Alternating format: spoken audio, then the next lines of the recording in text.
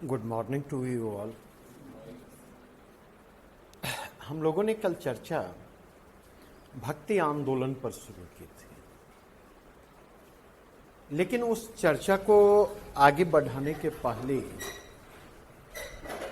परसों की तरफ वापस लौटना चाहूंगा। एक प्रश्न हमने लिखने के लिए दिया था और मेरे पास केवल 3 लोगों के आंसर हैं।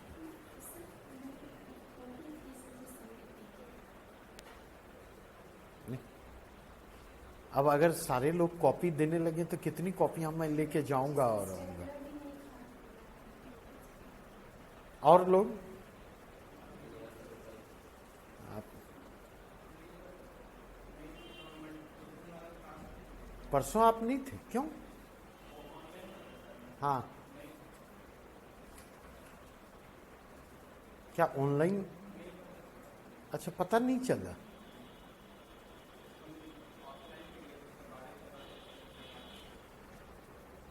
नेहा तुम्हारा मतलब इसलिए लगा कि ये ठीक नहीं है, नहीं दिया जाए। ये एक्सक्यूज नहीं चलेगा, ठीक है? क्योंकि देखें, एक व्यावहारिक चीजें क्या होती कि जब आप एडमिशन लेने के लिए आते हैं तो उस समय कहते हैं सर मुझे राइटिंग स्किल डेवलप करना है, क्या क्वेश्चन आंसर लिखूं तो चेक कर दिया जाएगा क्या? और आप में से कई लोग उत्साह में लिखते भी हैं, नहीं? ऐसा नहीं कि नहीं लिखते, कई लोग लिखते भी हैं, लेकिन जो मैं आपसे लिखवाना चाहता वो नहीं लिखते। और धीरे धीरे 1 सप्ताह 2 सप्ताह के बाद धीरे धीरे वो उत्साह क्या होता है, धीरे धीरे वो उत्साह जो है कम पड़ता चला जाता है। तो आवश्यकता किस बात की है? नहीं, आवश्यकता इस बात की है कि दूध को उबाल ना मारने दें। इससे पहले कि उबाल मारे पानी का छींटा दे दें, तो कम से कम उससे क्या होगा, मेंटेन करना कंपैरेटिवली आसान होगा। देखें, आपके आंसर राइटिंग के मतलब अलग होते हैं, मेरे लिए आंसर राइटिंग के मतलब अलग होते हैं।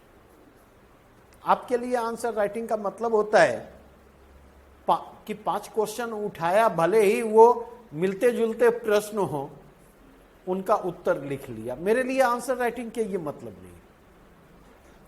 मेरे लिए आंसर राइटिंग का मतलब है कि कुछ ऐसे प्रश्नों को सामने आपके रखा जाए जो प्रश्न ब्रेन स्टॉर्मिंग हो। कहते हैं ना, दिमाग का दही मत बनाओ। तो वे प्रश्न ऐसे हो जो दिमाग का दही बनाने की सामर्थ्य रखते हो, थोड़ा सा एप्लीकेशन उसमें हो, थोड़ी सी अंडरस्टैंडिंग आपकी उन प्रश्नों में रिफ्लेक्ट हो। ऐसे प्रश्नों को लिखने से फायदा है।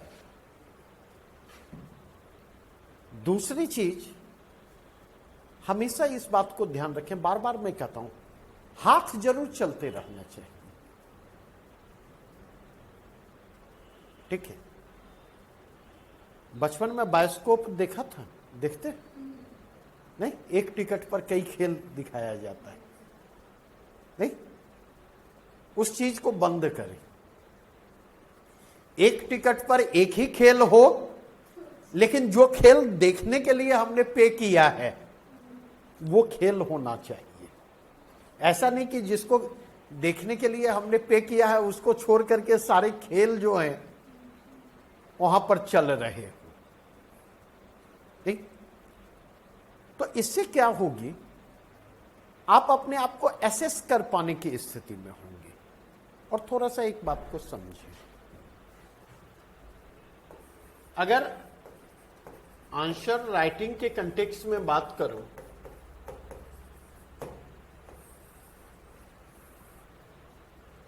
तो आप में से कई लोगों को परेशानियां आती होंगी आंसर राइटिंग में, नहीं? कभी सोच करके देखा है ये परेशानियां क्यों आती हैं?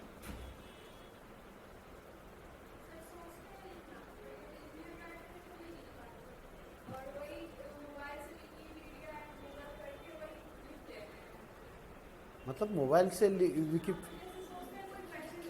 हाँ हाँ हाँ।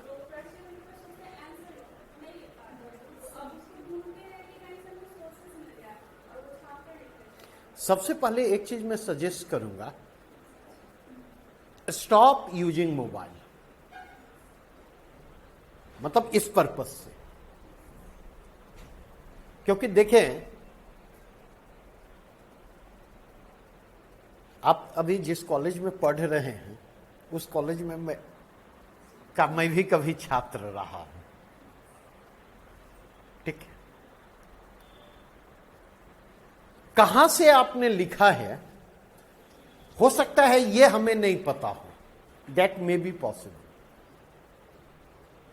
क्योंकि गूगल ने पूरी दुनिया तक पहुंच को सुनिश्चित करने का काम किया है।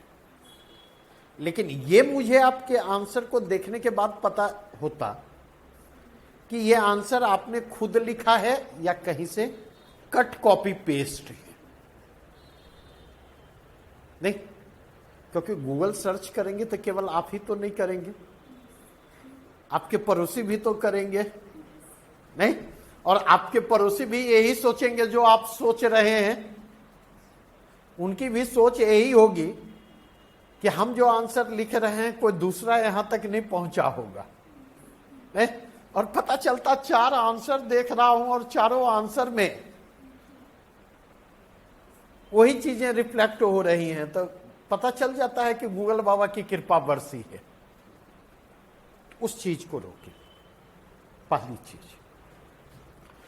दूसरी चीज, हमेशा ये चीज ध्यान रखें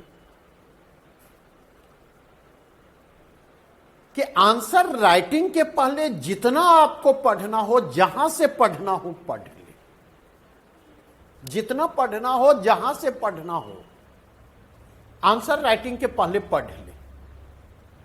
लेकिन जब लिखने बैठते हैं तो ये कलम, कॉपी और आपके सिवा कोई तीसरी चीज वहां पर मौजूद नहीं होनी चाहिए। तरीका बतला रहा। तीसरी बात जो मैं कहना चाहता हूं, कई आंसर देखे, हमने देखा कि आप समझाने की कोशिश कर रहे हैं। समझाने का काम हमारा है, ठीक है? या जब आपसे पूछ रहा हूं तब समझाने का काम आपका है। आंसर लिखते वक्त समझाने का काम आपका नहीं है। You have to express yourself just according to the demand of the question. प्रश्न की जो मांग है, प्रश्न की मांग के अनुरूप आपको अपने आप को एक्सप्रेस करना है। और यहां पर ध्यान रखिए, समझाना नहीं है और इंप्रेस नहीं करना है। 2 कोशिशों को छोड़ दें। इन 2 कोशिशों को छोड़ देंगे तो आंसर राइटिंग कंपैरेटिवली आसान हो जाएंगे। समस्या कहां पर आती?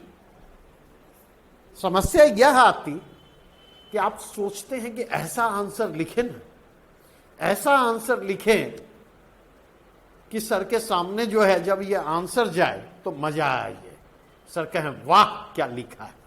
सोचते हैं क्या? मुझे ध्यान है एमए के समय में मैंने तो अधूरा ही छोड़ दिया था। तो हमारे एक मित्र थे और आरएल शुक्ला का नाम सुना होगा, बिहार के मुजफ्फरपुर से ही मॉडर्न इंडिया पढ़ाया करते थे। तो मॉडर्न इंडिया का पेपर जब हुआ, हमारे एक मित्र निकले तो दूसरे ने पूछा कि कैसा गया है पेपर। तो उन्होंने कहा कि ऐसा लिखा है कि शुक्ला जब आंसर पढ़ेगा ना तो नाच उठेगा। संयोग से जब रिजल्ट आया तो उस पेपर में उनको 36 मार्क्स थे। तो जिनसे कहा गया कि ऐसा लिखा है कि शुक्ला पढ़ेगा तो नाच उठेगा, तो उन्होंने जवाब दिया कि जानते हैं दादा, वाकई शुक्ला नौच उठा, उसको देना था 63, दे दिया उसने 36। तो इस चीज को समझने की कोशिश करें, क्योंकि यह सबसे बड़ी बीमारी है। एक श्री श्री रविशंकर के बारे में सुना होगा। मैं इस तरह की चीजों को बहुत पसंद नहीं करता, लेकिन उनका एक टैगलाइन मुझे बहुत पसंद है। क्या कहेंगे लोग, सबसे बड़ा है रोग। क्या कहेंगे लोग, सबसे बड़ा है रोग। नहीं तो कम से कम जिस स्टेज में आप हैं, मेरा एक मैसेज आपके लिए है कि इस चिंता से मुक्त हो जाएं, लोग क्या कहेंगे। गाना सुनते हैं ना, कुछ तो लोग कहेंगे, लोगों का काम है कहना। और अगर लोगों के कहने पर आपने ध्यान देना शुरू किया तो कभी आप अपनी जिंदगी नहीं जी पाएंगे। आपकी जिंदगी एक्शन की नहीं रहेगी, आपकी जिंदगी रिएक्शन की होती चली जाएगी। तो इसीलिए आंसर में आपको अपने आप को एक्सप्रेस करना है, डिमांड ऑफ क्वेश्चन के हिसाब से आपको इंप्रेस करने की कोशिश नहीं करनी। दूसरा, समझाना नहीं है आपको। तीसरी बात, आंसर स्टार्टिंग फेज में सोच लें, यह निर्धारित कर लें कि हर हालत में हमें वही लिखना है जो पूछा जा रहा है। भले ही वो 1 पेज में लिखें, लेकिन उससे ज्यादा हम नहीं लिखेंगे। कसम खा ली, कोई दिक्कत नहीं है। क्योंकि ये मत सोचे कि 4 पेज में लिखेंगे तो आपको अच्छे मार्क्स आएंगे और 1 पेज में लिखेंगे तो खराब मार्क्स आएंगे। हो सकता है 1 पेज में जो आपने लिखा है उस पर जो उसके लिए जो मार्क्स दिया जा रहा है, वो 4 पेज में जो आपने लिखा है उसकी तुलना में बेहतर मार्क्स दिया जाए। क्योंकि डिमांड ऑफ क्वेश्चन जहां रेस्पोंडेड होगा, मार्क्स तो उस पर दिए जाएंगे ना कि पेज और वर्ड को काउंट करके मार्क्स दिए जाएंगे। हम लोग देते। तो आवश्यकता इस सोच को भी क्या है, आवश्यकता इस सोच को बदलने की है। और आंसर राइटिंग में अगर आपको दिक्कत आती है, जिन लोगों को भी दिक्कत आती है, तो एक तरीका बतला रहा, क्योंकि आप में से हर कोई अलग अलग स्टेज में है। तो हर कोई अलग अलग स्टेज में है तो उनकी समस्याएं अलग अलग होंगी। नहीं तो अगर इस कंटेक्स्ट में देखें, फर्स्ट स्टेज की बात करें,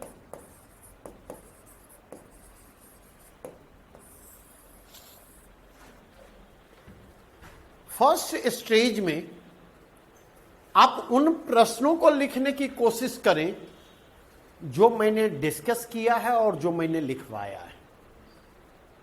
नहीं, discuss question and dictated question.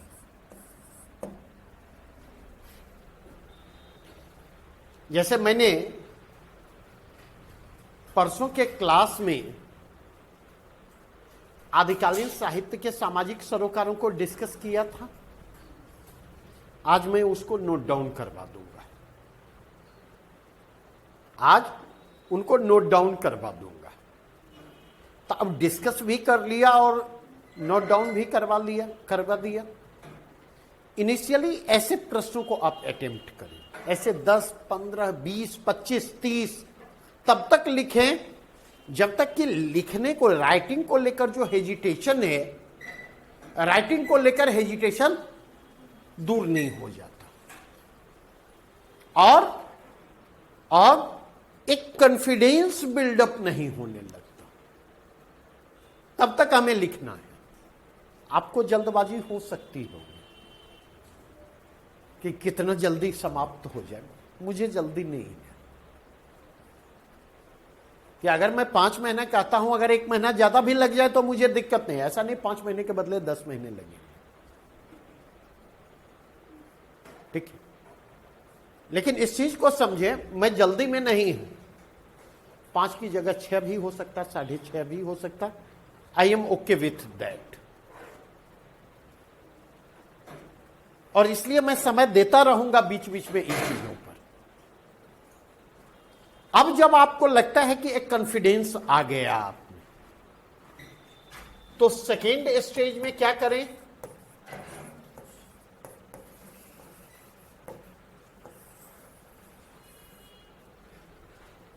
Second stage में उन प्रश्नों को आप अटेम्प्ट करें जिनको डिस्कस तो किया गया है लेकिन उनको नोट डाउन नहीं करवाया गया। फिर ऐसे 20, 25, 30 प्रश्नों को लिखें। कॉन्फिडेंस क्या होगा? बिल्डअप होगा। फिर थर्ड स्टेज में जब आप जाते,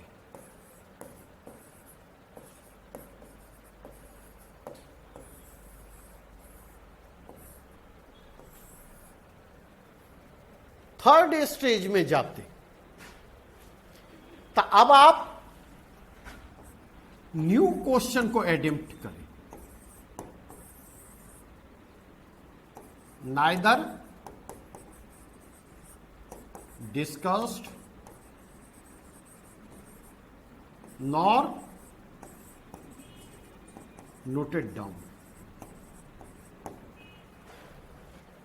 ना तो मैंने डिस्कस किया है, ना ही मैंने नोट डाउन करवाया है।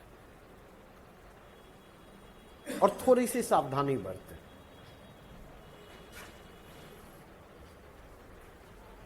अभी कल मेरी नजर पड़ रही थी,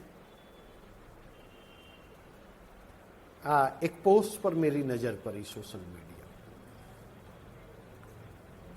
तो प्रधानमंत्री जी ने एग्जामिनेशन के समय, माननीय प्रधानमंत्री ने जो मन की बात की थी कि सबसे पहले कठिन सवालों को हल करें, तो उसी पर वो पोस्ट था और उसमें कहा गया कि लोगों ने तिल का तार बना दिया। प्रधानमंत्री जी ने कहा कि जब आप प्रैक्टिस कर रहे हैं तो कठिन सवालों को पहले करें। तो चाहे एग्जामिनेशन हॉल में रिस्पॉन्ड करने की बात हो या प्रैक्टिस करने की बात हो, थोड़ा सा अप्रोचेज मेरा अलग वहां पर है और मुझे लगता है एक कॉमन अप्रोचेज है। नए प्रश्नों को पिक कर रहे हैं तो नए प्रश्नों में सबसे पहले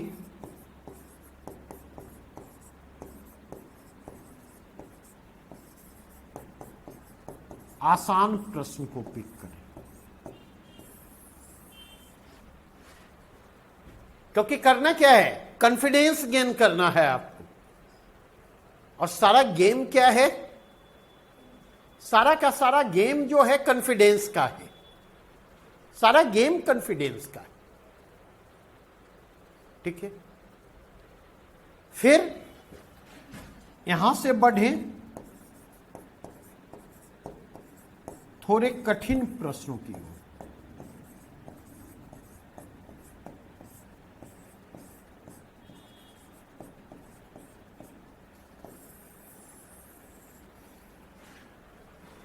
नहीं, और अंत में किसको रखें?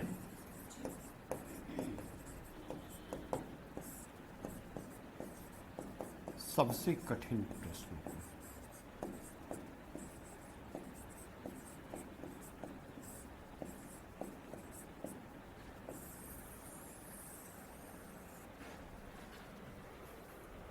अंत में हम सबसे कठिन प्रश्नों को रखें। कितनी बातें स्पष्ट हुई? ये अप्रोचेज है राइटिंग के प्रॉब्लम को रिस्पॉन्ड करने का। यहां तक बातें समझ में आई या कोई डाउट है? अब दूसरी बात,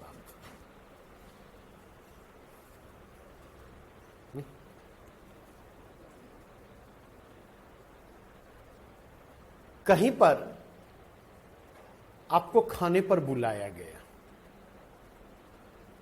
नहीं, चावल इतना सा दिया गया, सब्जी इतना सा दिया गया, दाल बड़ी वाली कटोरी में भर करके दी गई, कैसा महसूस करेंगे? बतलाइए। नहीं, क्या मजाक किया जा रहा है? महसूस करेंगे या नहीं? नहीं, अचार 4-5 डाल दिया गया।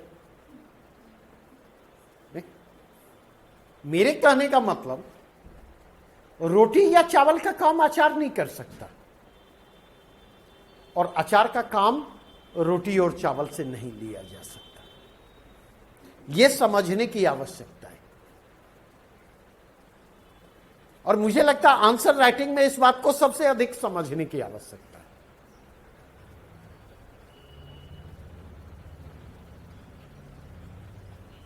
तथ्यों के सापेक्षिक महत्व से आपको परिचित होना होगा, और गलतियां करने से मत डरे। जितनी गलतियां करनी हो ना, इसी क्लासेज के दौरान कोशिश करें कर ले अधिक से अधिक गलतियां। ऐसा नहीं कि गलतियों को बचा करके रखें एग्जामिनेशन हॉल के लिए, क्योंकि उसकी बड़ी कीमत होगी, और कई बार वो कीमत इतनी बड़ी होती है कि उसकी भरपाई हम नहीं कर सकते, उसको हम कंपनसेट नहीं कर सकते।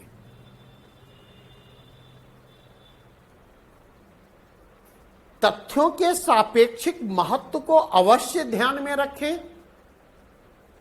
जो चीजें अधिक महत्वपूर्ण हैं वहां हम विस्तार से जाएंगे, जो चीजें अपेक्षाकृत कम महत्वपूर्ण हैं वहां पर हम इंडिकेटिव होंगे, सांकेतिक होंगे, संक्षेप में इंडिकेट करके आगे बढ़ेंगे, और जो चीजें उससे भी कम महत्वपूर्ण हैं उनको हम छोड़ भी सकते। ये जो सेंस है, ये जो सेंस है, ये सेंस आंसर राइटिंग में अनिवार्यतः मेंटेन्ड होना चाहिए। इस चीज को समझें। अगर आपको ध्यान हो तो अभी एक आंसर बीपीएससी के द्वारा इवैल्यूएटेड एक कॉपी सोशल मीडिया में वायरल हो रही है, मेंस की कॉपी। नजर पड़ी है? नहीं, अरे जिसकी भी हो, मैटर ये नहीं करता कि किस चीज की कॉपी। नहीं, सवाल यहां पर यह उभर कर सामने आता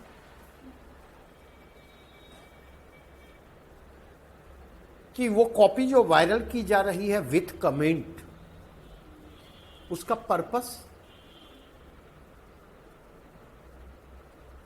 पर्पस ना तो मैं बीपीएससी को बाइज्जत बरी करने के पक्ष में हूं, और ना ही मैं बीपीएससी को क्रूसीफाई करने के पक्ष में हूं।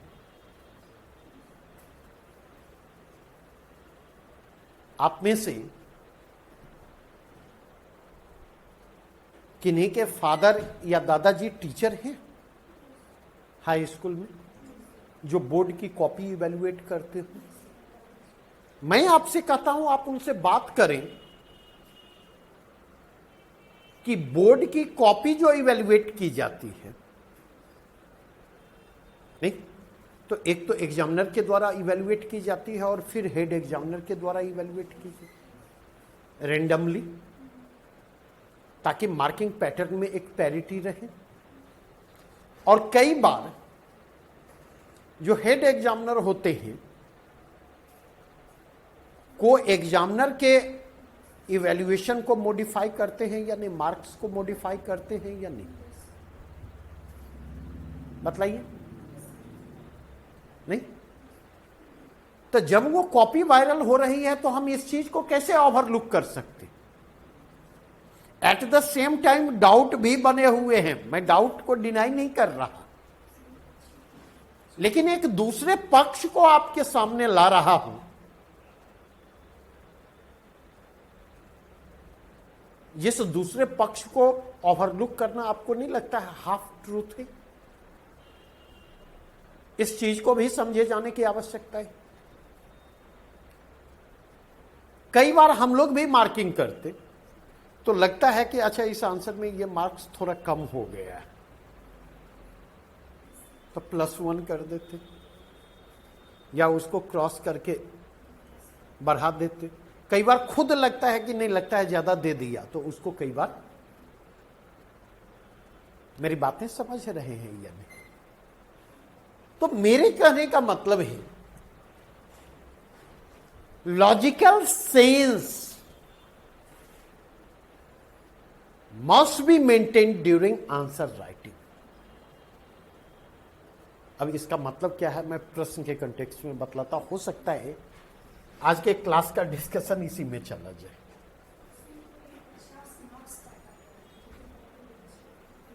ठीक है, अब मैं आता हूं जो प्रश्न थे आदिकालीन हिंदी कविता के सामाजिक सरोकार विषय पर।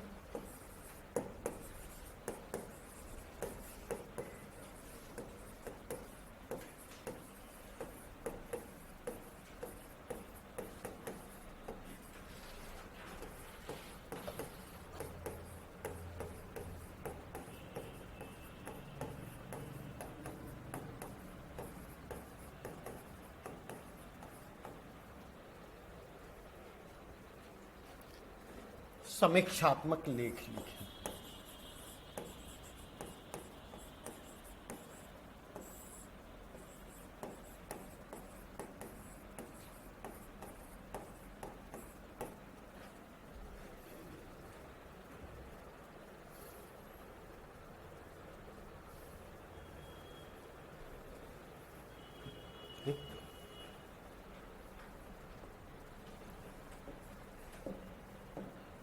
यहां पर है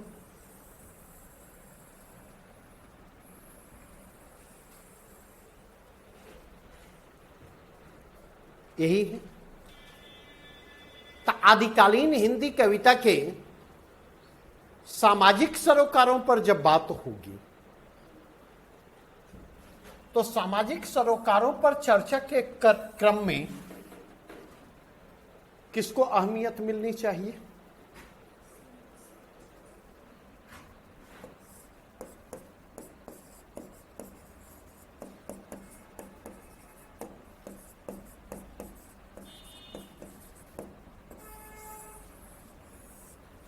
सिद्धनाथ साहित्य, क्योंकि सिद्धनाथ साहित्य में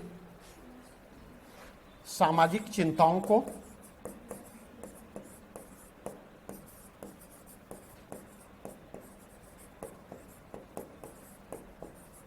अभिव्यक्ति भी मिली है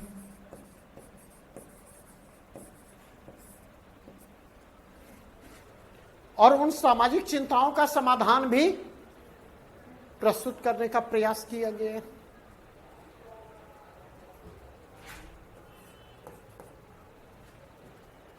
आदिकालीन साहित्य के सामाजिक सरोकारों की बात करेंगे तो हमें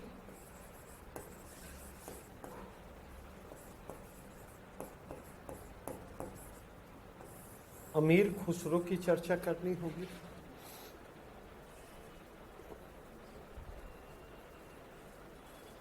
नहीं, और अमीर खुसरो के कंटेक्स्ट में देखें,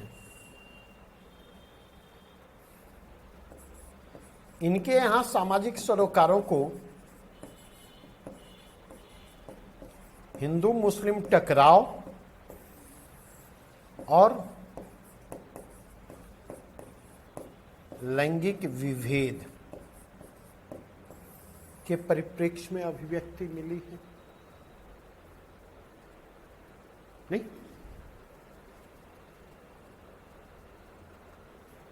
अगर यहां से हम आगे बढ़े तो इस प्रश्न का जब हम आंसर लिखेंगे, आगे बढ़े, तो जब यहां पर हिंदू मुस्लिम टकराव की चर्चा करेंगे तो यहीं पर हम गोरखनाथ को भी ले आवे और यहीं पर हम चंद बरदाई को भी ले आवे।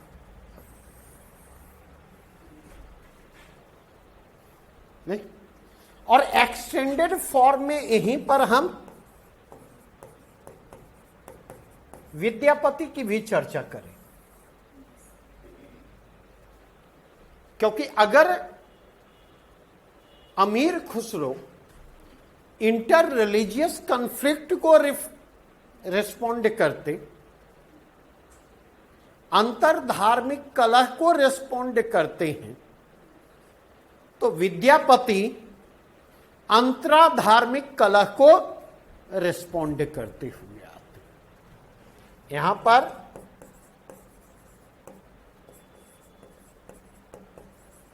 इंटर रिलीजियस और यहां इंट्रा रिलीजियस।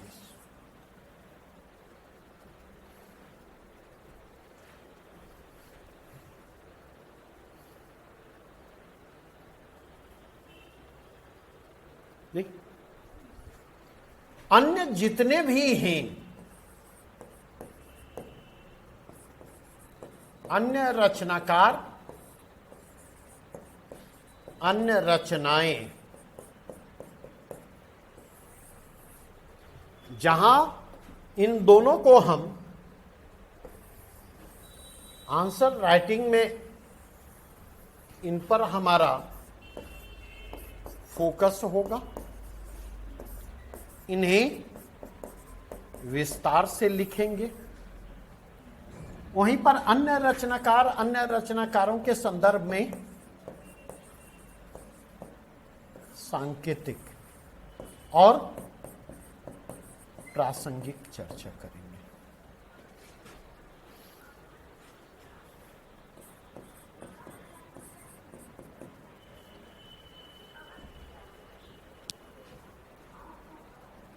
बातें समझ में आई?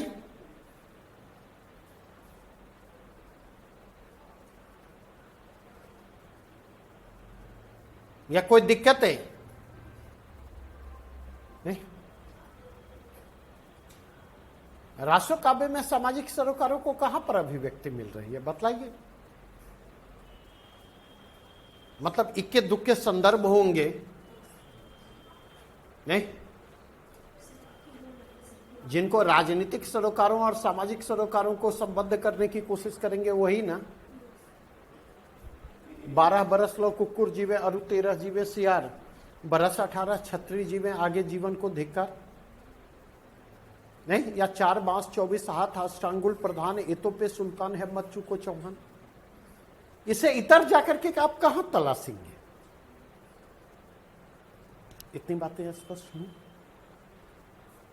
तो ये जो चीजें बतलाई, ये तो कंटेंट के स्तर पर एक्यूरेसी की बात हुई।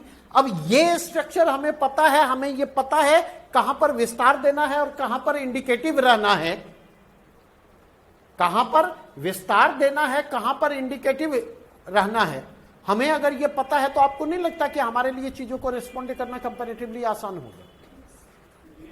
हमारे कंटेंट में एक्यूरेसी रहेगी। एग्जामिनर को आंसर पढ़ते हुए यह महसूस नहीं होगा कि हसुआ के ब्याह में खुरपी का गीत गाया जा रहा है।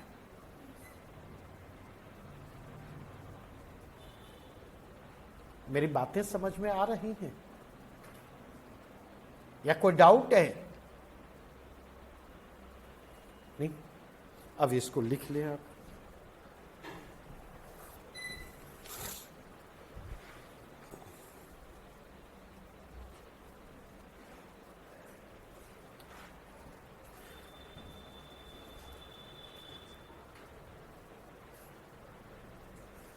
आदिकालीन साहित्य की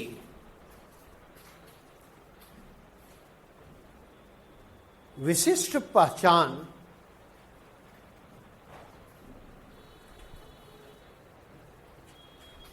वीर गाथात्मक रासो काव्यों, वीर गाथात्मक रासो काव्यों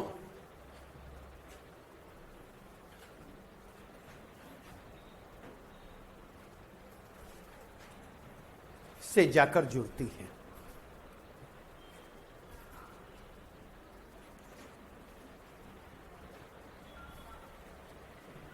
जिन्हें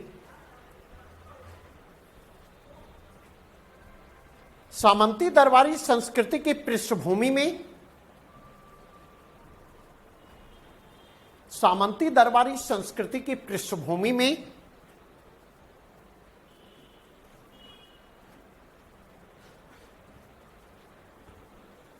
सामंत शासकों के द्वारा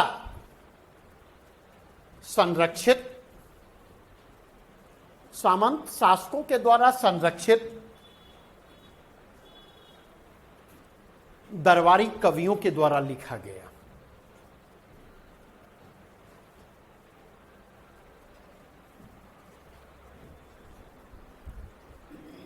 शायद यही कारण है, शायद यही कारण है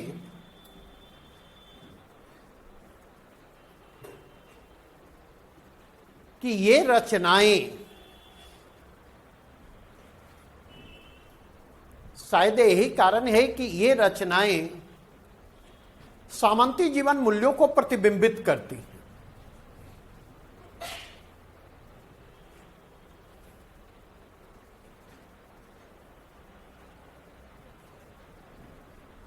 और इन्हीं के अनुरूप, और इन्हीं के अनुरूप इनकी रचनात्मक संवेदना आकार ग्रहण करती है।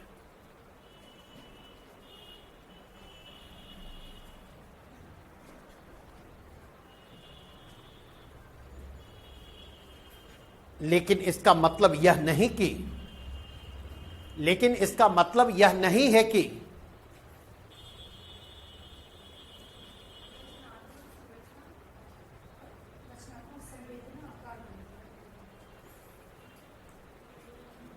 बीच में केवल ना बोले, क्योंकि ऐसा नहीं है कि रट करके लिखा रहा हो, अचानक वो गैप दे दे किसी से। हाँ, एक बार लाइन दोहरा दे तो। लेकिन इसका मतलब यह नहीं है कि आदिकालीन साहित्य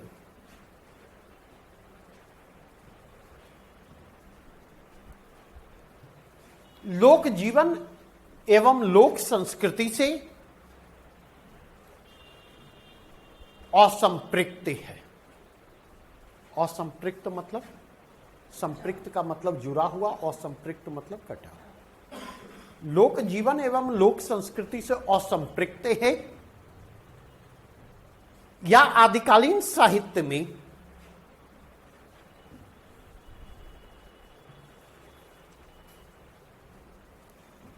लोक चिंताओं की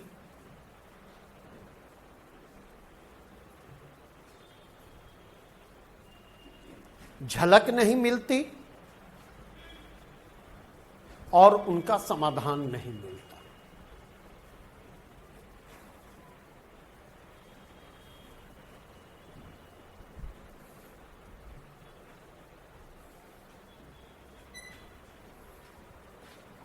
प्रमाण ही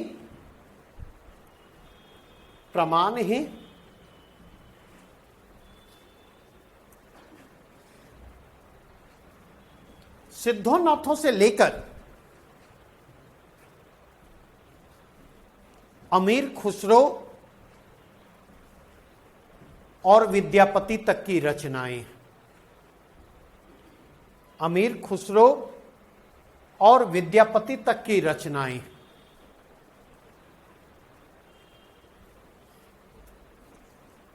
यहां तक कि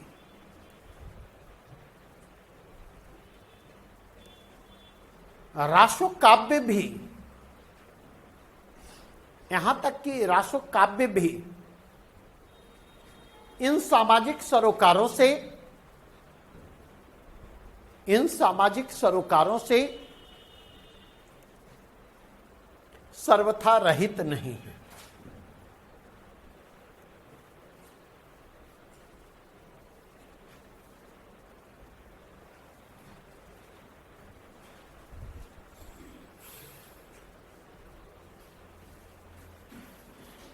ठीक है, लगभग देखिए तो एक पूरा का पूरा आउटलाइन मिल गया नहीं। इस प्रश्न के कंटेक्स्ट में जो मैसेज हमें एग्जामिनर को देना है पहले पैराग्राफ के जरिए दे दिया नहीं। अब आप इसमें देखें कहां पर मैंने ये समझाने की कोशिश की कि धार्मिक साहित्य क्या है, उनमें कौन सी प्रवृत्तियां हैं, वीर गाथात्मक साहित्य क्या है, उनमें कौन सी परिस्थितियां, कहीं चर्चा की। अब पैरा छोड़, यद्यपि सिद्धोनाथों की रचनाएं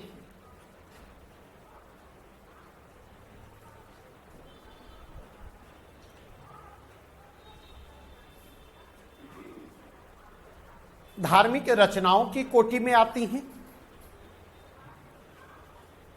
जिनका उद्देश्य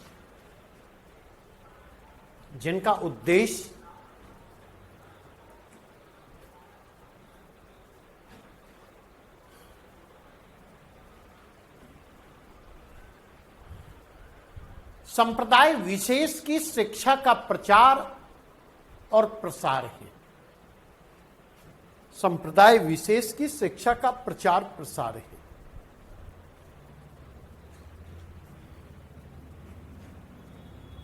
तथापि इन रचनाओं में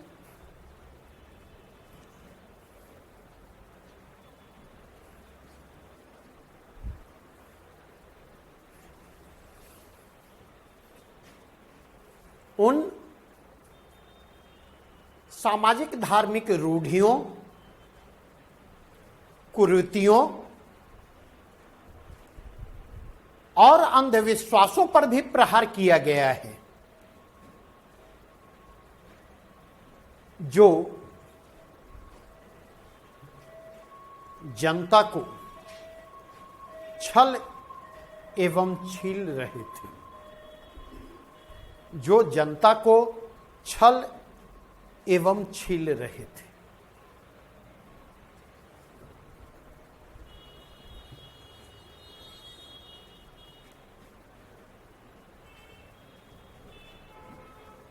सिद्ध संत सरहप्पा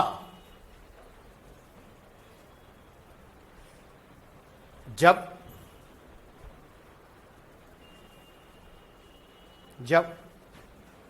ब्राह्मणों की श्रेष्ठता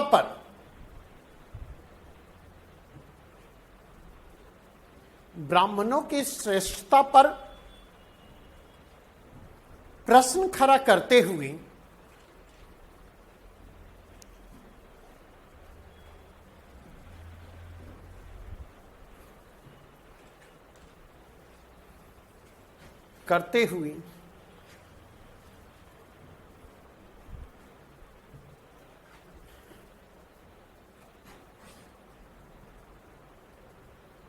ऋग्वेद के दशम मंडल के पुरुष सूक्त में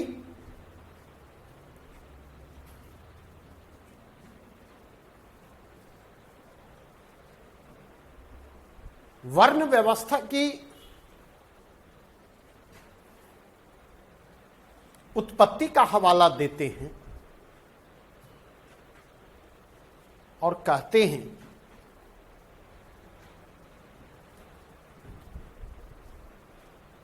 कि तुम कहते हो तुम श्रेष्ठ हो, कहते हैं कि तुम कहते हो कि तुम श्रेष्ठ हो,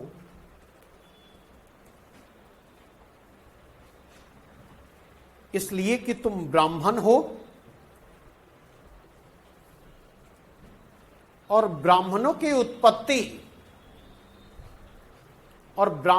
उत्पत्ति ब्रह्मा के मुख से हुई है।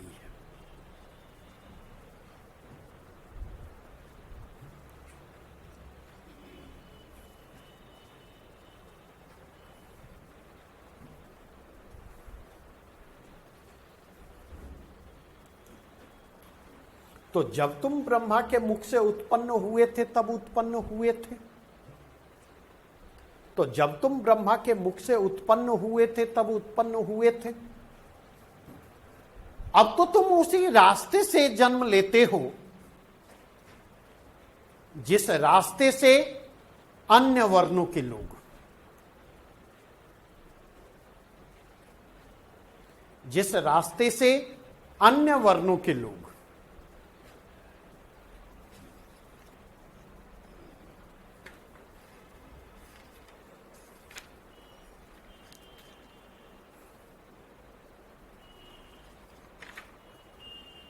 तो तुम्हारी वह श्रेष्ठता रही कहां?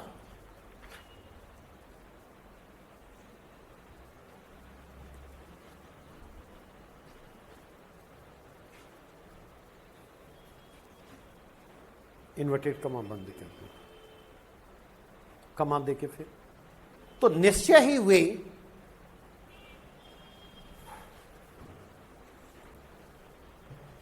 ही वे सामंती व्यवस्था की सामाजिक जड़ता पर प्रहार कर रहे होते।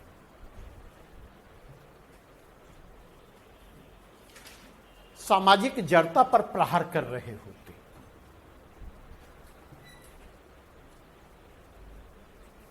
जिसका संबंध वर्णगत जातिगत रूढ़ियों से जाकर जुड़ता है।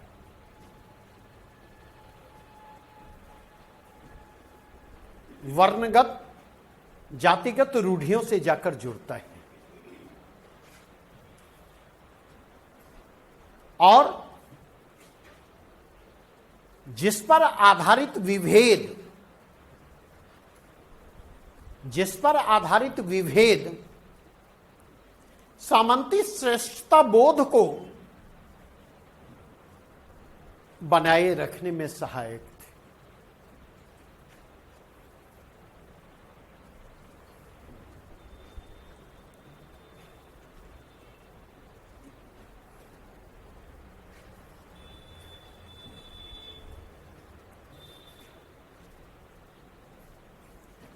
पैराचेंज सामंती समाज की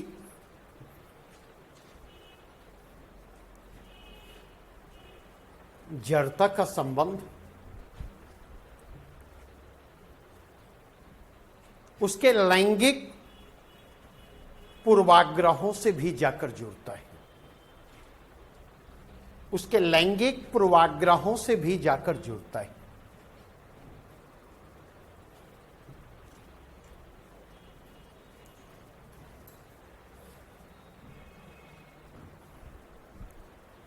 जिस पर प्रहार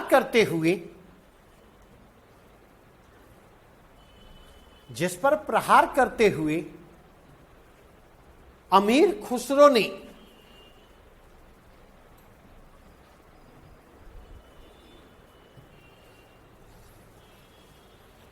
पुरुष प्रभुत्ववादी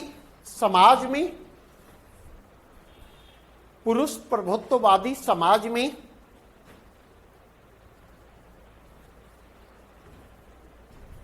स्त्रियों के दुख, उसकी पीड़ा और उसकी अंतर्वेदना को अभिव्यक्ति दी है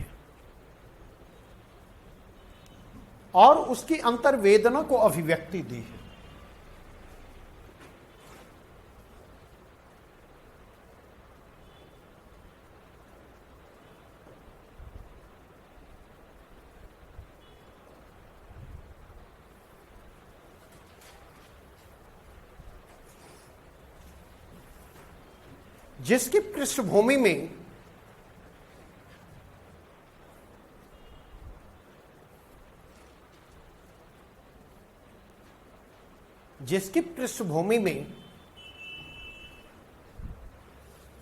आदिकालीन साहित्य की प्रगतिशील नारी चेतना को आकार ग्रहण करते देखा जा सकता है। आदिकालीन साहित्य की प्रगतिशील नारी चेतना को आकार ग्रहण करते देखा जा सकता है।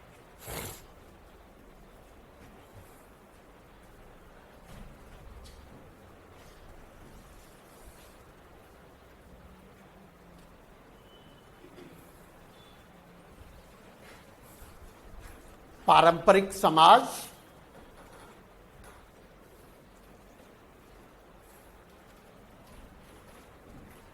स्त्रियों और पुरुषों में विभेद करता है।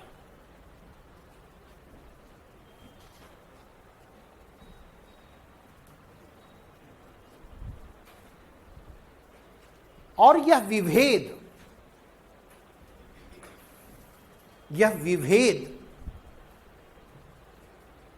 स्त्रियों को बुनियादी मानवाधिकारों से वंचित करता हुआ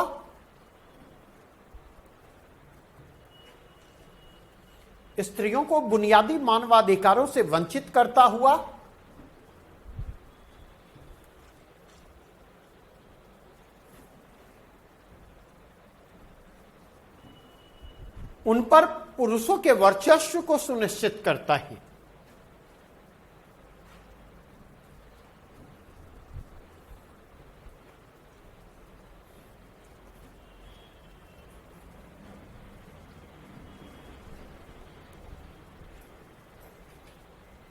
और इस पृष्ठभूमि में स्त्रियां पुरुषों के अधीनस्थ में तब्दील हो जाती।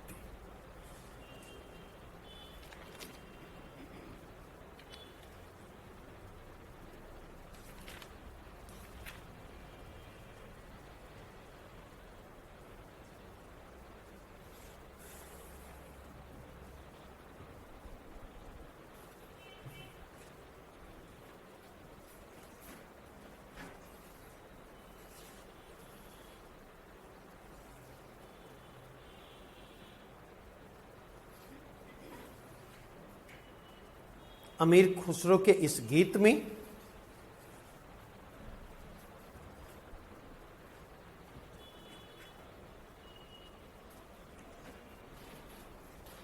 बिटिया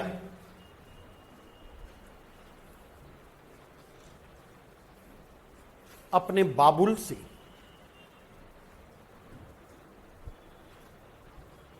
प्रश्न करती है,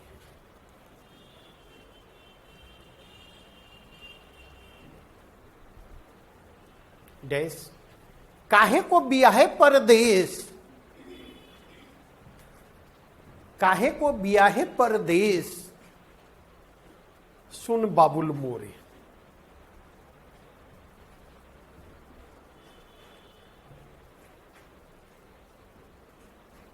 काहे को बियाहे परदेश, सुन बाबुल मोरे। भैया को दीही महला दु महला, हमको दीही परदेश। भैया को दीही महला दु महला, हमको दीही परदेश, सुन बाबुल मोरे।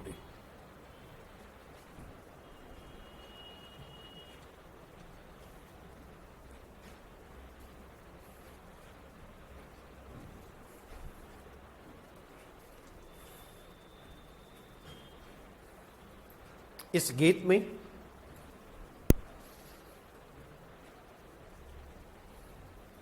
में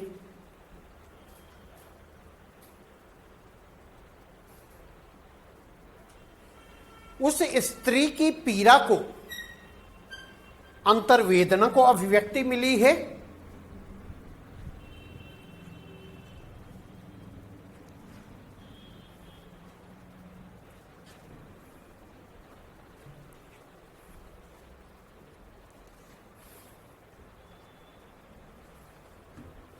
जिसे अपने ही माता पिता ने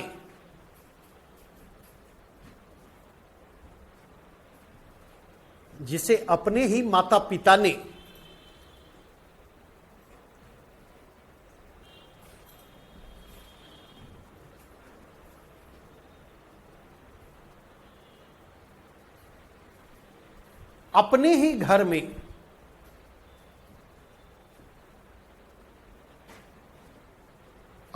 घर में बेगाना बना दिया है।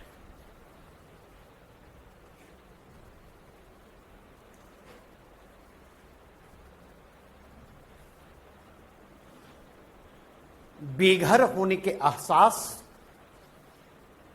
और इससे उपजी पीड़ा एवं व्यथा को, बेघर होने के एहसास और इससे उपजी पीड़ा एवं व्यथा को यहां पर सहज ही महसूस किया जा सकता है, यहां पर सहज ही महसूस किया जा सकता है।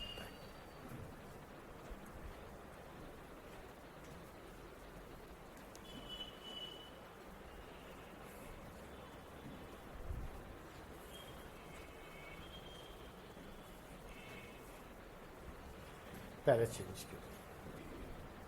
इतना ही नहीं,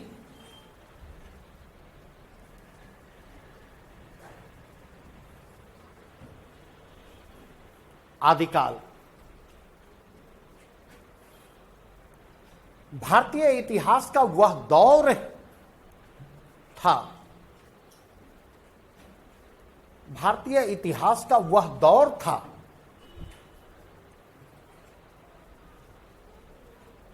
जिसमें हिंदुओं और मुसलमानों की टकराहटें, जिसमें न केवल हिंदुओं और मुसलमानों की टकराहटें अपनी चरम पर थी, वरन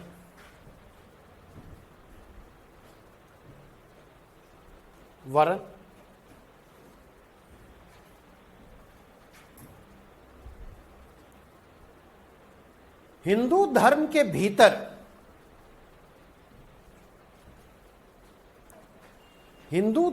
भीतर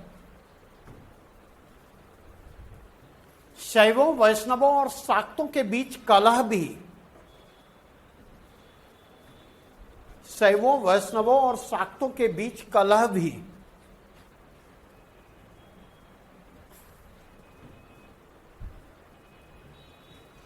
चरम पर था।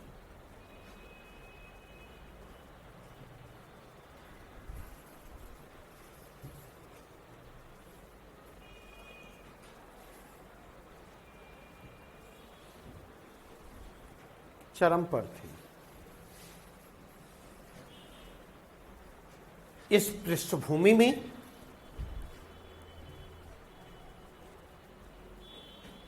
अमीर खुसरो ने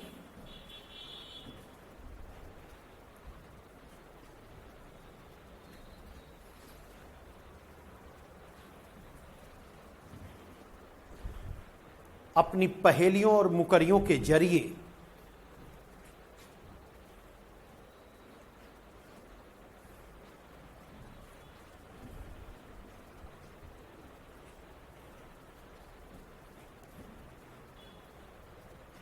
आम जन, चाहे वो हिंदू हो या मुसलमान, उनकी आहत संवेदनाओं को सहलाने की कोशिश की,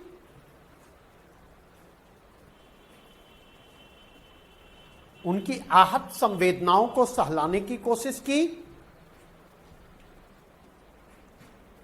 और उनके जख्म पर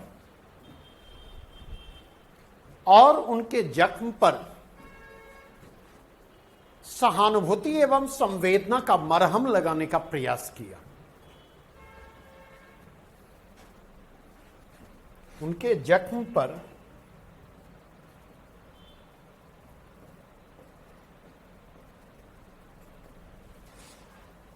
सहानुभूति और संवेदना का मरहम लगाने का प्रयास किया।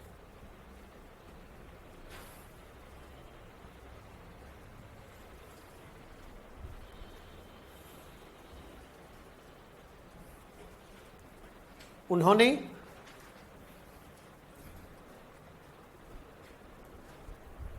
उर्दू में लिखी कव्वालियों के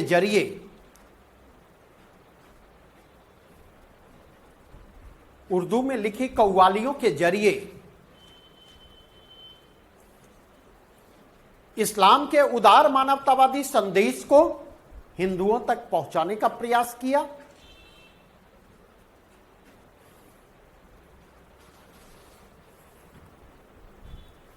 और ब्रजभाषा में लिखे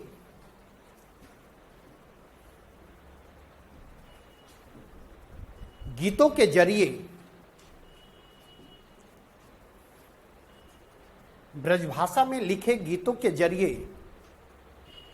हिंदू सदगृहस्थ परिवारों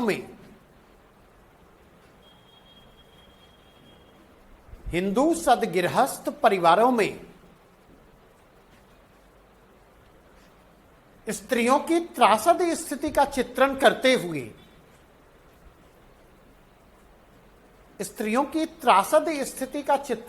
हुए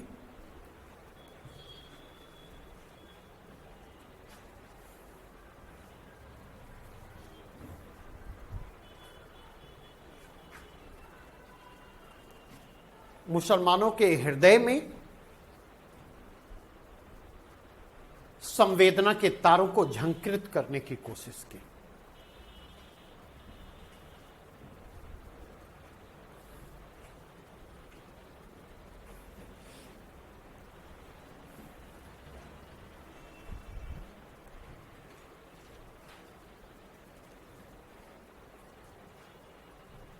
संवेदना के तारों को झंकृत करने की कोशिश की।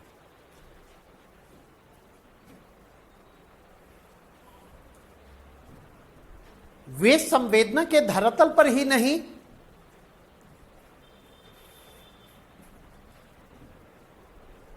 वरन भाषाई धरातल पर भी, वे संवेदना के धरातल पर ही नहीं वरन भाषाई धरातल पर भी हिंदुओं और मुसलमानों को एक दूसरे के करीब लाते हुए, एक दूसरे से जोड़ते हुए, एक दूसरे के करीब लाते हुए, एक दूसरे से जोड़ते हुए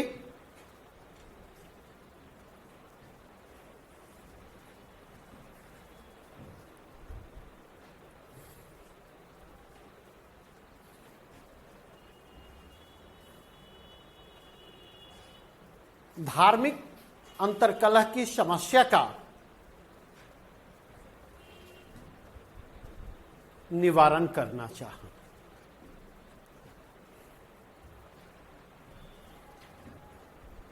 उधर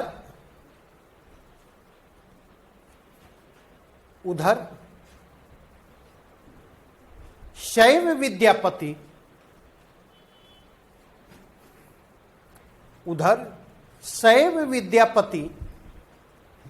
पदावली में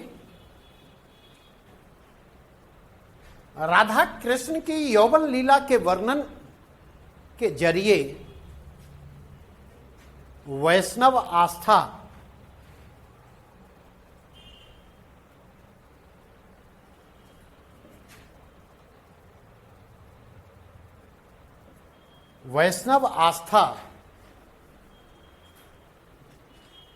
को अभिव्यक्ति देते हैं।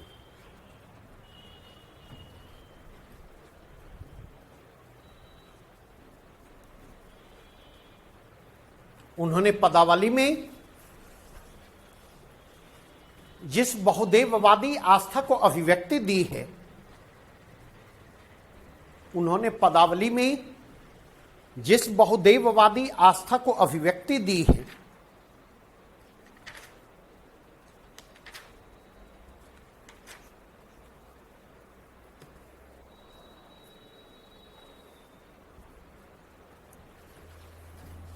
वह आस्था हिंदू धर्म के आंतरिक कलह के समाधान में, हिंदू धर्म के आंतरिक कलह के समाधान का रास्ता दिखलाती है।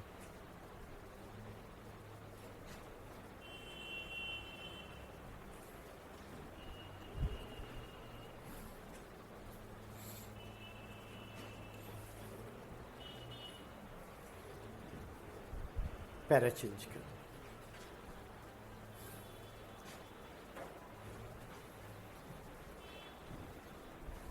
अगर आदिकालीन समाज में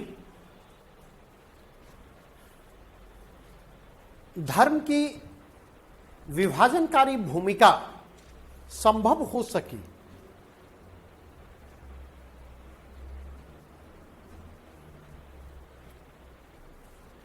तो इसलिए कि उस समय तक धर्म अपनी मूल संवेदना से विच्छिन्न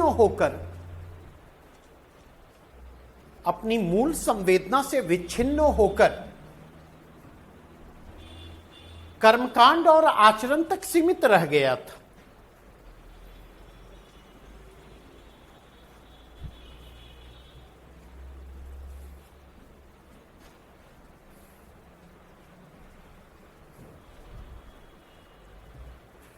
इसीलिए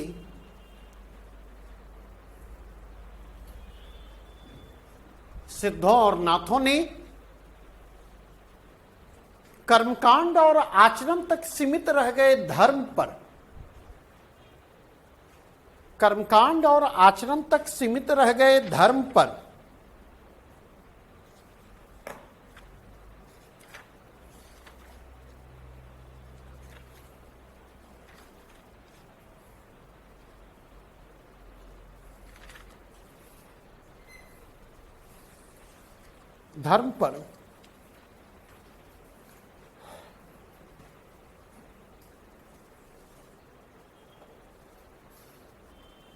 प्रहार करते हुए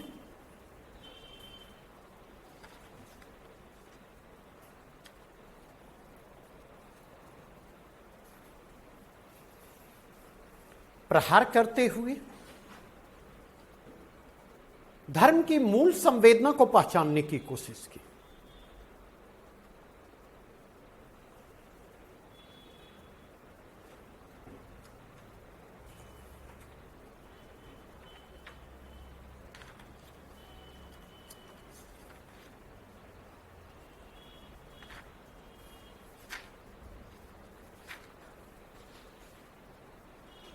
उन्होंने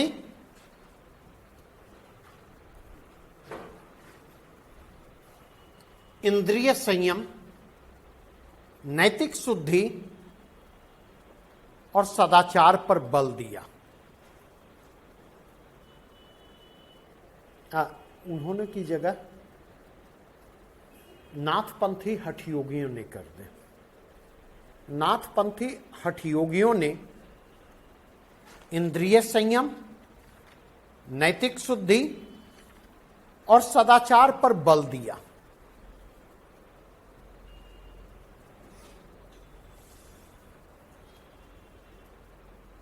जबकि सिद्धों ने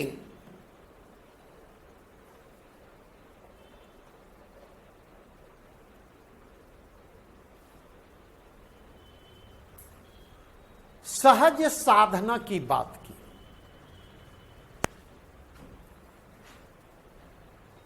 सिद्ध संत कन्हप्पा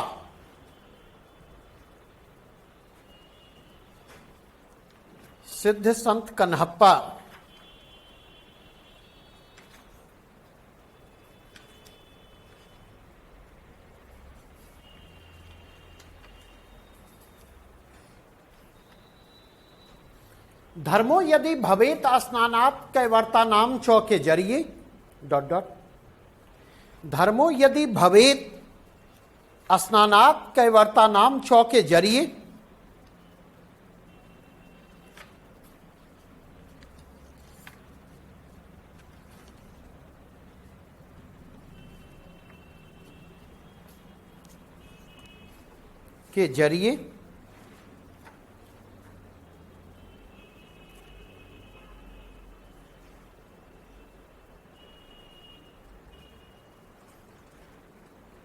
हिंदू धर्म के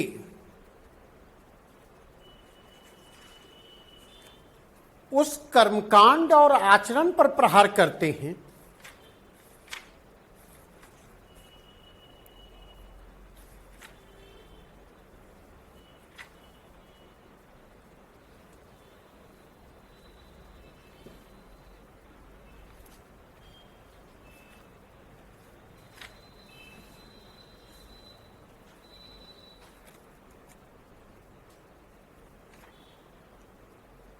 जिसमें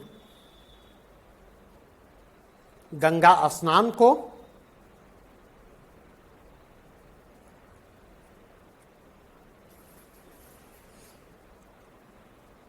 गंगा स्नान को धर्म और पुण्य के साधन के रूप में देखा गया।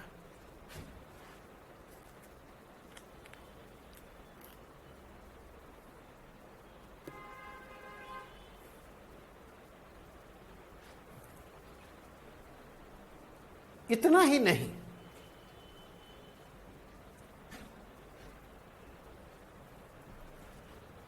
इतना ही नहीं,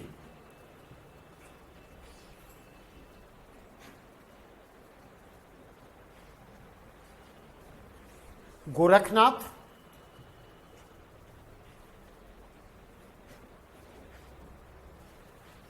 उस दौर में, एक मिनट, गोरखनाथ हबकी ने बोलीबा ठबकी ने चलीबा, हबकी न बोलीबा ठबकी न चलीबा, धीरे धरीबा पांव। हबकी न बोलीबा ठबकी न चलीबा, धीरे धरीबा पांव। गर्व न करीबा सहजे रहीबा, भनंत गोरख राम। डॉट डॉट करके बाद में बुक से लिख लेंगे। के जरिए उस दौर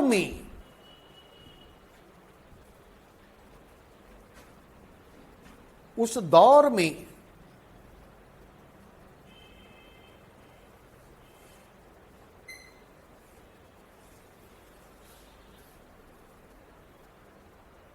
संयमित जीवन की सीख देते हैं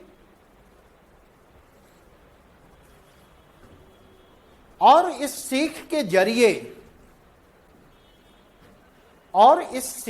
जरिए आदमी होने की तमीज बतलाते हैं।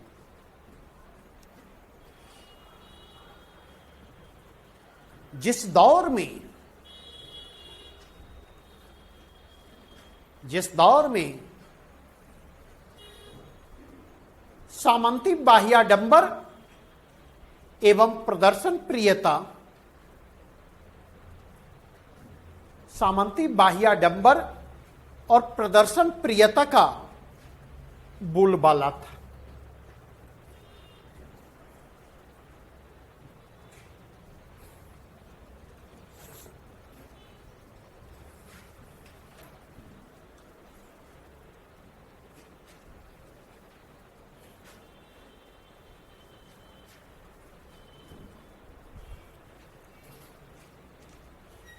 गोरखनाथ की तरह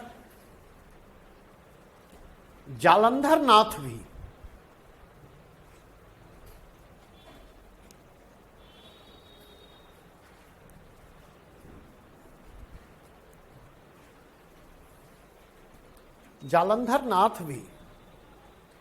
थोरो खाए सो कल्पे झलपे डॉट डॉट डॉट, थोरो खाए से कल्पे झलपे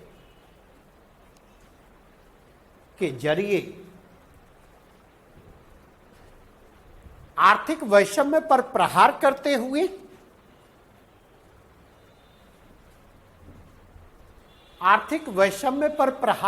हुए मध्यम मार्ग अपनाने की सीख देते हैं। मध्यम मार्ग अपनाने की सीख देते हैं।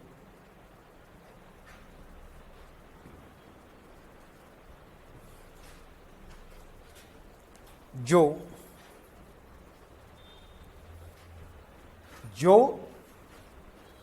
आर्थिक गैर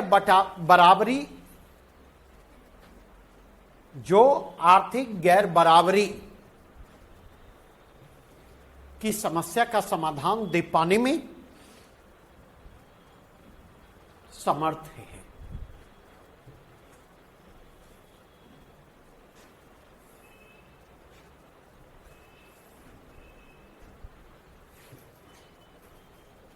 इसकी पृष्ठभूमि में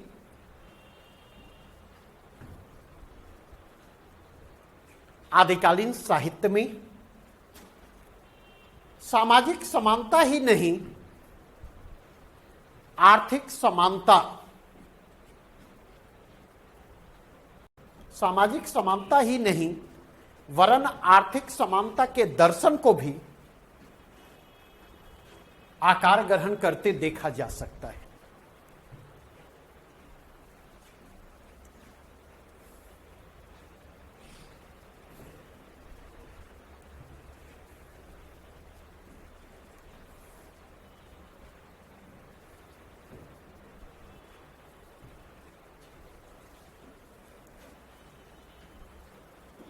और इस रूप में यह उस गैर बराबरी का निषेध करता है, और इस रूप में वह उस गैर बराबरी का निषेध करता है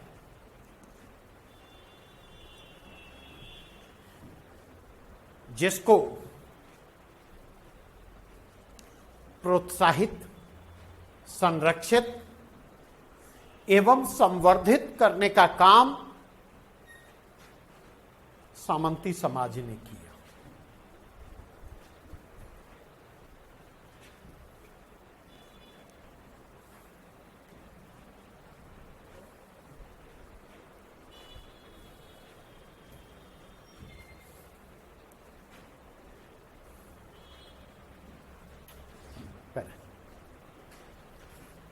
अस्पष्ट है,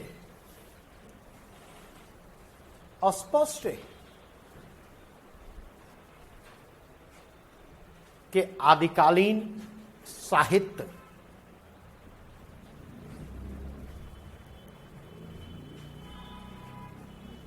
गहरे सामाजिक सरोकारों से, गहरे सामाजिक सरोकारों से उपजा हुआ है।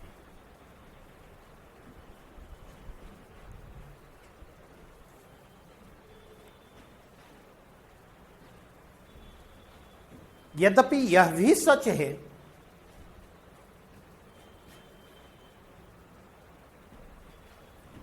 यह भी सच है कि आदिकालीन साहित्य की मुख्य धारा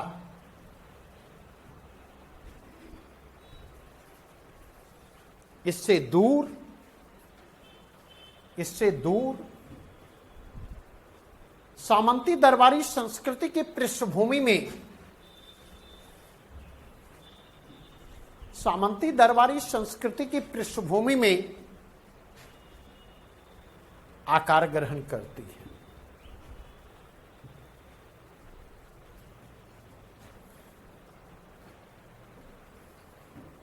लेकिन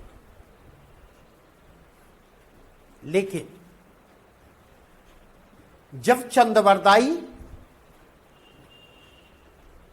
यह कहते हैं कि मैंने पुराण और कुरान दोनों से प्रेरणा ली है,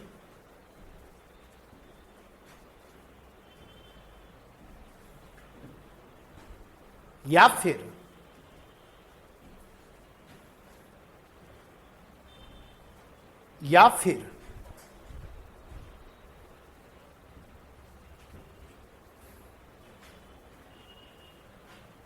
जब वे पृथ्वीराज चौहान का आह्वान करते हुए कहते हैं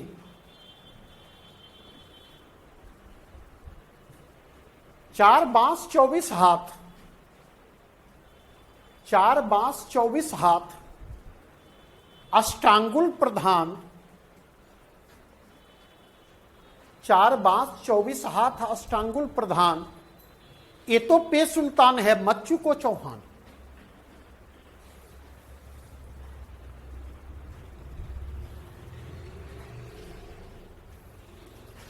तो यह सामंती दरबारी साहित्य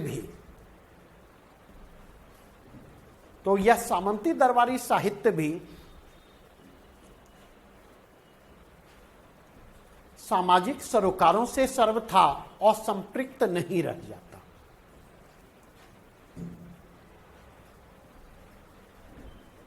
सामाजिक सरोकारों से सर्वथा असंपृक्त नहीं रह जाता।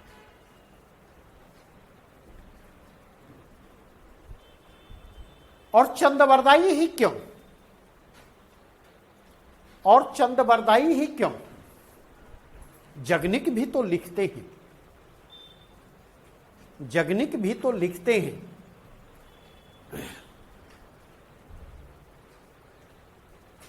जगनिक भी तो लिखते हैं 12 बरस लो कुकुर जीवे और 13 जीवे सियार।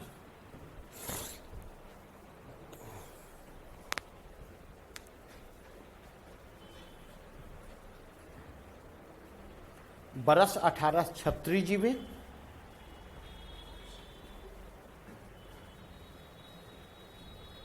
आगे जीवन को धिक्कार। एक ऐसे समाज में, एक ऐसे समाज में जो आंतरिक अव्यवस्था और बाह्य आक्रमण से त्रस्त है,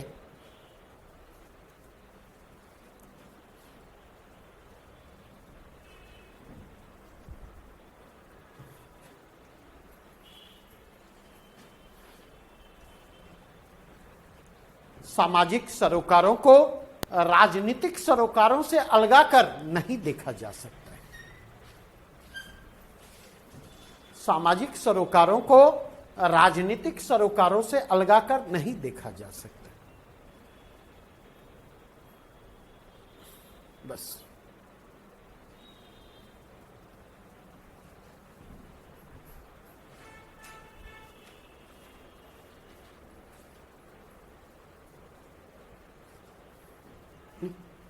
कंटेंट वही है, कंटेंट वही है, लेकिन प्रेजेंटेशन देखें, प्रेजेंटेशन जो है डिमांड ऑफ क्वेश्चन के हिसाब से उसका इंटरप्रिटेशन क्या है, उसका इंटरप्रिटेशन बदल रहा है या नहीं। एक दूसरी चीज देखें, तथ्यों के सापेक्षिक महत्व। वीरगाथात्मक रासो काव्यों को यहां पर हमने कितना विस्तार दिया, सांकेतिक चर्चा उसकी की और स्पेसिफिक टू द पॉइंट रहते हुए उसकी चर्चा की। बहुत विस्तार में जाने की आवश्यकता नहीं महसूस की। विस्तार हमने कहां दिया, इस चीज को समझने की जरूरत है, इस सेंस को डेवलप करने की जरूरत है। जब तक इस चीज को नहीं समझेंगे, जब तक इस सेंस को डेवलप नहीं करेंगे, और इसको समझने के लिए और इस सेंस को डेवलप करने के लिए क्या करना होगा,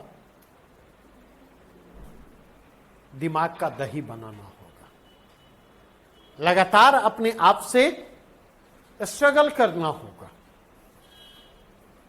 अपने प्रति क्रिटिकल होना होगा। जब तक अपने प्रति क्रिटिकल नहीं होंगे, जब तक अपने प्रति क्रिटिकल आप नहीं होंगे, तब तक नहीं संभव होगा, वो सेंस डेवलप नहीं करेगा। जब तक प्रश्न पूछने की प्रवृत्ति आपके भीतर विकसित नहीं होगी, तब तक वो सेंस डेवलप नहीं करेगा।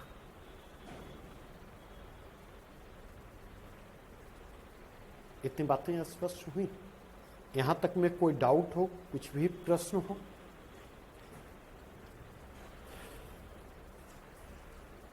अगर है तो पूछ लें।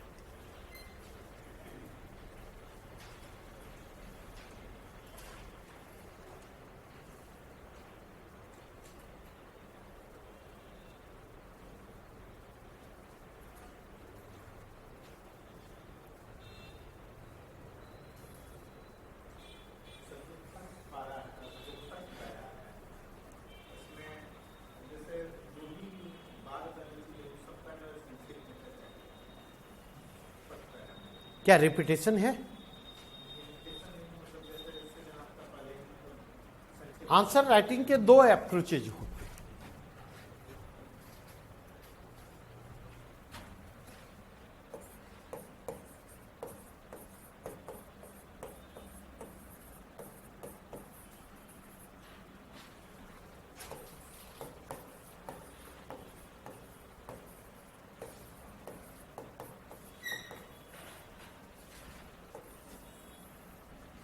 आंसर राइटिंग के दो अप्रोचेज होते हैं।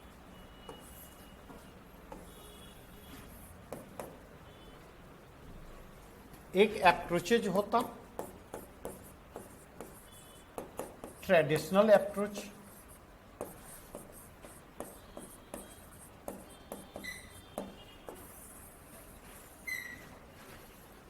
नहीं, ट्रेडिशनल अप्रोच में हम क्या करते, पहले पृष्ठभूमि, फिर बॉडी, फिर अंत में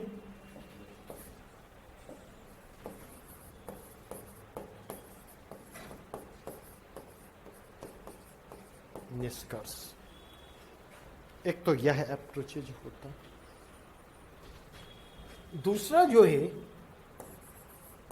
आंसर राइटिंग का मॉडर्न अप्रोच है।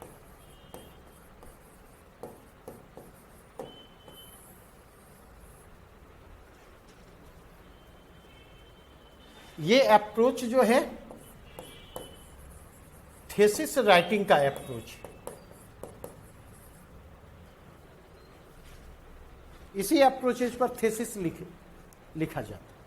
जो लोग एमफिल करते, जो लोग पीएचडी करते, इस अप्रोचेज में क्या होता, कंक्लूजन फर्स्ट, एलेबरेशन,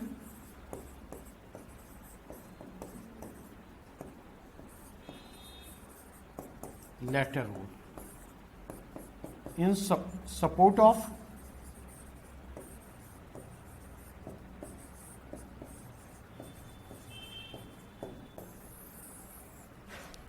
अगर आप देखें तो वही है ना,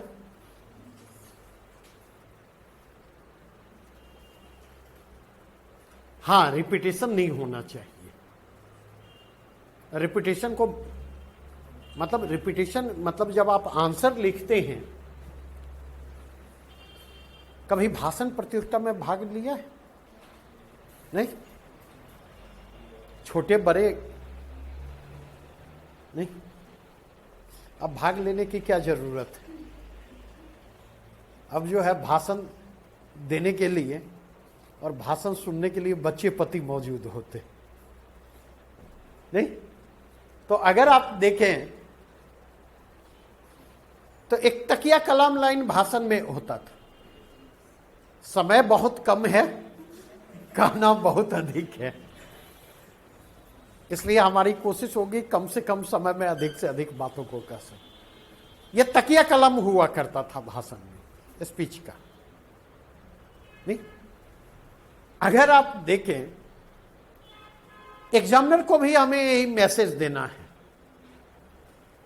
समय बहुत कम है, लिखने के लिए बहुत सारी बातें हैं, सारी चीजें लिखी नहीं जा सकती, इसलिए जो अधिक महत्वपूर्ण चीजें हैं उनको थोड़ा विस्तार से हम लिख रहे, जो अपेक्षाकृत कम महत्वपूर्ण चीजें हैं उनको थोड़ा संक्षेप में लिख रहे, जो उससे भी कम महत्वपूर्ण चीजें हैं उनको हम छोड़ रहे हैं। मैसेज ये देना है। और जब हम रिपीट करते तो मैसेज क्या देते, देखिए कितना रिपीटेशन कितना खतरनाक है। पहला मैसेज होता अब हमारे पास कहने के लिए कुछ भी नया नहीं है, हम केवल अपनी बातों को दोहरा रहे हैं। नहीं, दूसरी बात, एक और मैसेज छुपा हुआ, हम आपको बेवकूफ बना रहे हैं। कहने के लिए कुछ नया नहीं है, लेकिन फिर भी हम कुछ कहते हुए दिखने की कोशिश में ही। नहीं लगता ये सेंस ऑफ डिसरिस्पेक्ट है सामने वाले के प्रति? उससे ज्यादा बेहतर है कि वो जो समय बच रहा है उस समय का किसी और प्रश्न में हम इस्तेमाल करें। मेरी बातें समझ रहे हैं? आंसर राइटिंग में इस बात का हमें हमेशा ख्याल रखना है। क्लियर? और कुछ?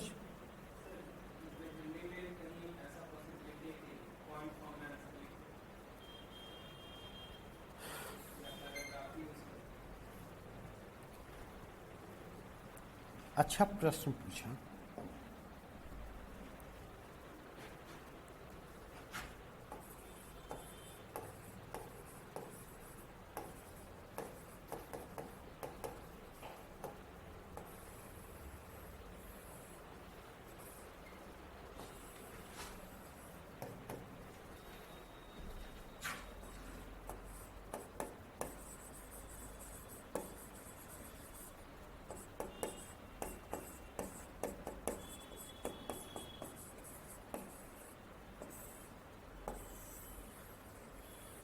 Whether we point for or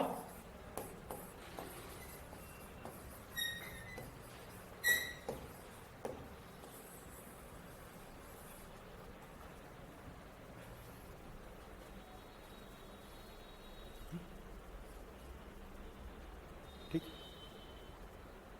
अच्छा प्रश्न।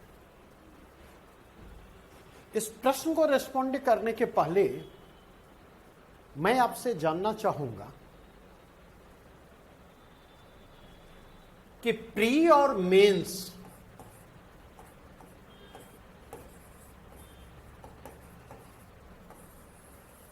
इनके बीच डिफरेंस क्या है?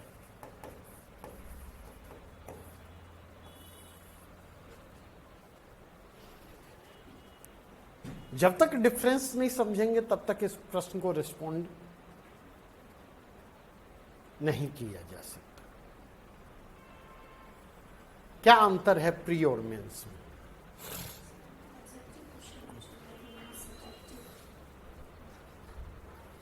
नहीं, अगर हम देखें तो प्री और मेंस दोनों जो हैं नॉलेज टेस्ट है।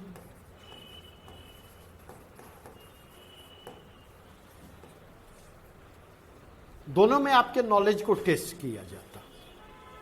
फर्क क्या होता? प्री में नॉलेज का टेस्ट जो होता है प्राइमरली फैक्चुअल इंफॉर्मेशन के कंटेक्स्ट।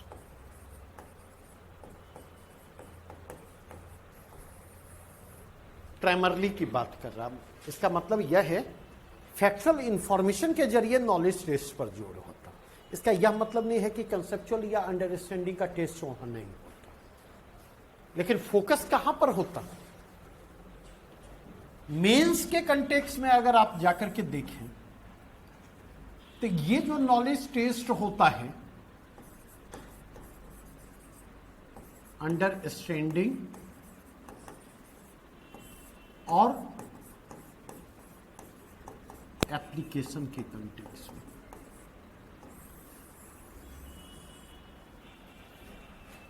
अंडरस्टैंडिंग और एप्लीकेशन के कंटेक्स्ट में यहां पर कंसेप्ट अंडरस्टैंडिंग गौण नहीं, और यहां पर अगर आप जाकर के देखें तो फैक्ट गौण है।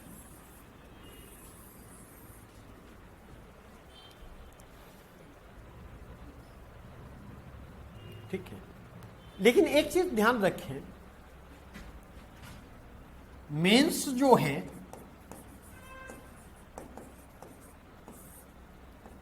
केवल नॉलेज टेस्ट नहीं है,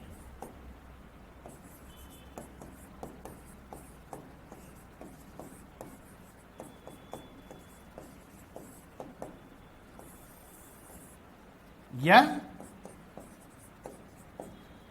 अभिव्यक्ति के कौशल की भी परीक्षा है।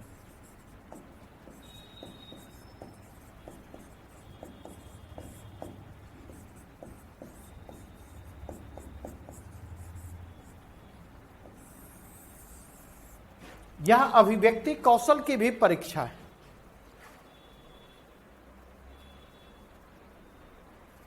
मतलब आपका एक्सप्रेशन कितना डेवलप्ड है, आप अपनी बातों को प्रभावी तरीके से कह पाने में समर्थ हैं या नहीं? आपकी लिंग्विस्टिक अंडरस्टैंडिंग कैसी है, इसका भी यह टेस्ट है। अब बीपीएससी का तो हमने नहीं देखा है, लेकिन यूपीएससी में मेंस के लिए जो इंस्ट्रक्शन दिए रहते हैं उसमें देखेंगे एक फ्रेज यूज किया गया है मेंस के कंटेक्स्ट में, कम से कम शब्दों में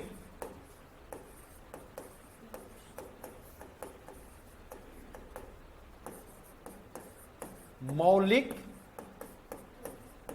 एवं प्रभावी अभिव्यक्ति।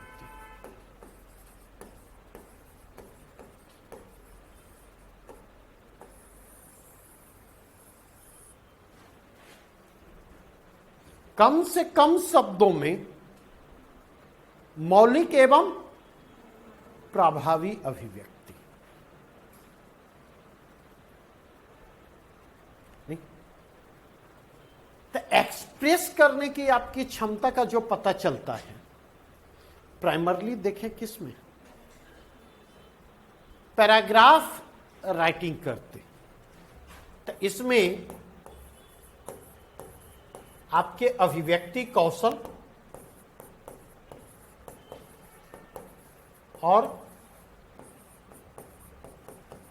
भाषाई समझ का पता चलना।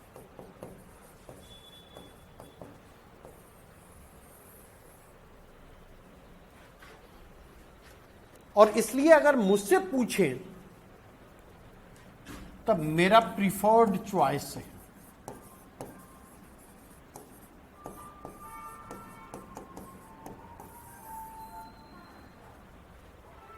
मेरा प्रिफर्ड चॉइस है इस फॉर्म में। ठीक है, पॉइंट फॉर्म में आप लिखते तो आपकी अभिव्यक्ति कौशल का पता नहीं चलता है। यहां पर जब इस फॉर्म में लिखेंगे ना तो कई चीजों को आप लिंकअप करते हैं, आप पढ़ें। अगर आप सामान्यतः मेरी बुक पढ़ें, मेरी लिखवाई हुई चीजों को पढ़ें तो आसानी से पढ़ लेते हैं, आसानी से पढ़ लेते हैं। मुझे तो नहीं लगता।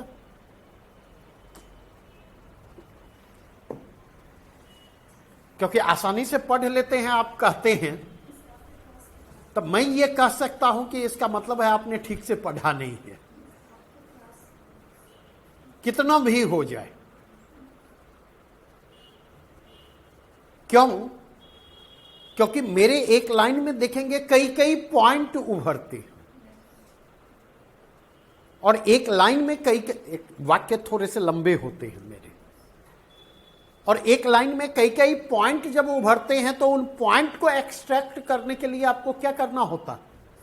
उस पॉइंट को एक्सट्रैक्ट करने के लिए हायर कंसंट्रेशन की जरूरत होती है, उसे ब्रेक करने की जरूरत होती है। That is a time taking process. ऐसा है या नहीं?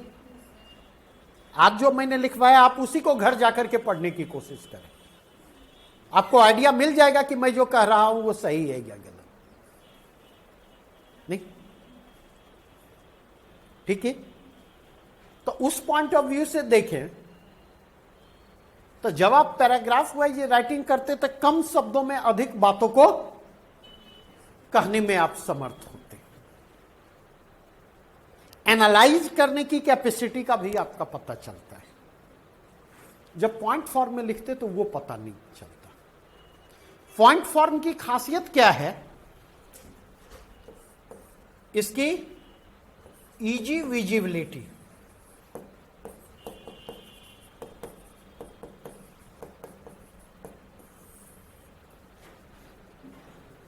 नहीं, चीजें विजिबल होती हैं।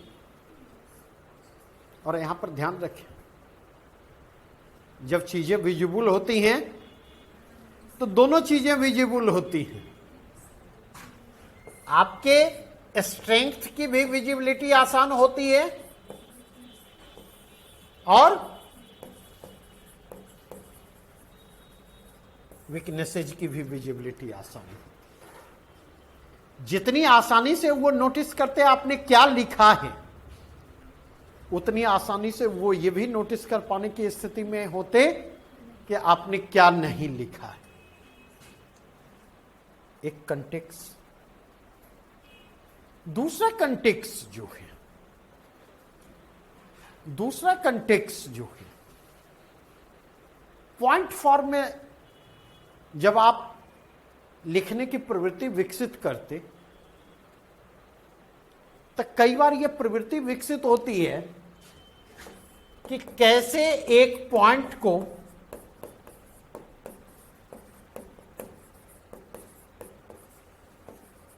चार पॉइंट में तब्दील किया जाए।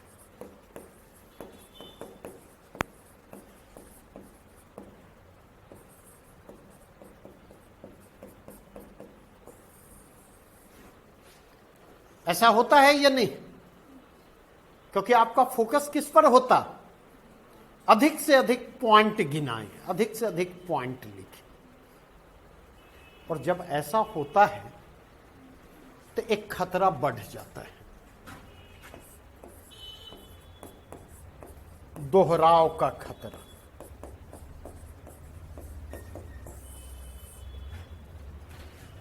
दोहराव का खतरा जो इरिटेटिंग होता है। अब बातें स्पष्ट हुई, लेकिन मेरे इतना बतला देने से आपकी समस्या का समाधान नहीं होगा। समाधान इसलिए नहीं होगा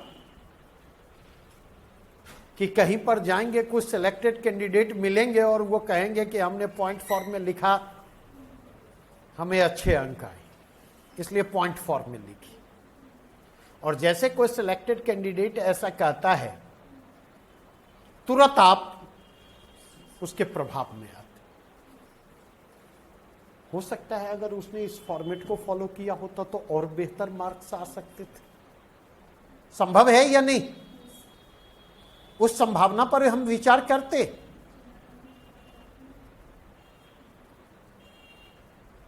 मेरी बातें स्पष्ट हुई? तो लास्टली मैं कहूंगा कि कैसे लिखना है ये आप अपने स्ट्रेंथ और वीकनेस के हिसाब से डिसाइड करें। मेरे लिए जो प्रीफरेबल है मैंने रख दिया। क्यों प्रीफरेबल है? सारी चीजें मैंने आपके सामने रख दी। लास्ट चॉइस आपका है कि आप किस अप्रोचेज के साथ निश्चित तौर पर पॉइंट फॉर्म में पढ़ना चाहिए। तभी तो मैं बार बार ब्रेक करने की बात कर रहा हूं। नहीं, अपार्ट फ्रॉम दैट कई बार प्रश्न होते हैं। जैसे मान लीजिए 15th फाइनेंस कमीशन की रिपोर्ट, अगर यही प्रश्न है कि उसकी प्रमुख अनुशंसाओं को रेखांकित करें, तो मुझे लगता है इस चीज को पॉइंट फॉर्म में लिखना ज्यादा कंफर्टेबल नहीं। जैसे कई बार हम अफगानिस्तान के डेवलपमेंट, तालिबान की जीत के कारण की चर्चा कर रहे हैं, तो लिखते लिखते जब कारण पर हम आ रहे हैं तो पॉइंट 1, पॉइंट 2, पॉइंट 3, पॉइंट 4, लकीर के फकीर हम ना बने। कई जगहों पर पॉइंट फॉर्म आपके लिए हेल्पफुल होगा और कई जगहों पर जहां पर एनालाइज चीजों को करना हो, वहां पर मुझे नहीं लगता कि पॉइंट फॉर्म में, एनालिटिकल प्रश्नों में पॉइंट फॉर्म बहुत उपयोगी आपके लिए नहीं होंगे। ये मेरी समझ करती है।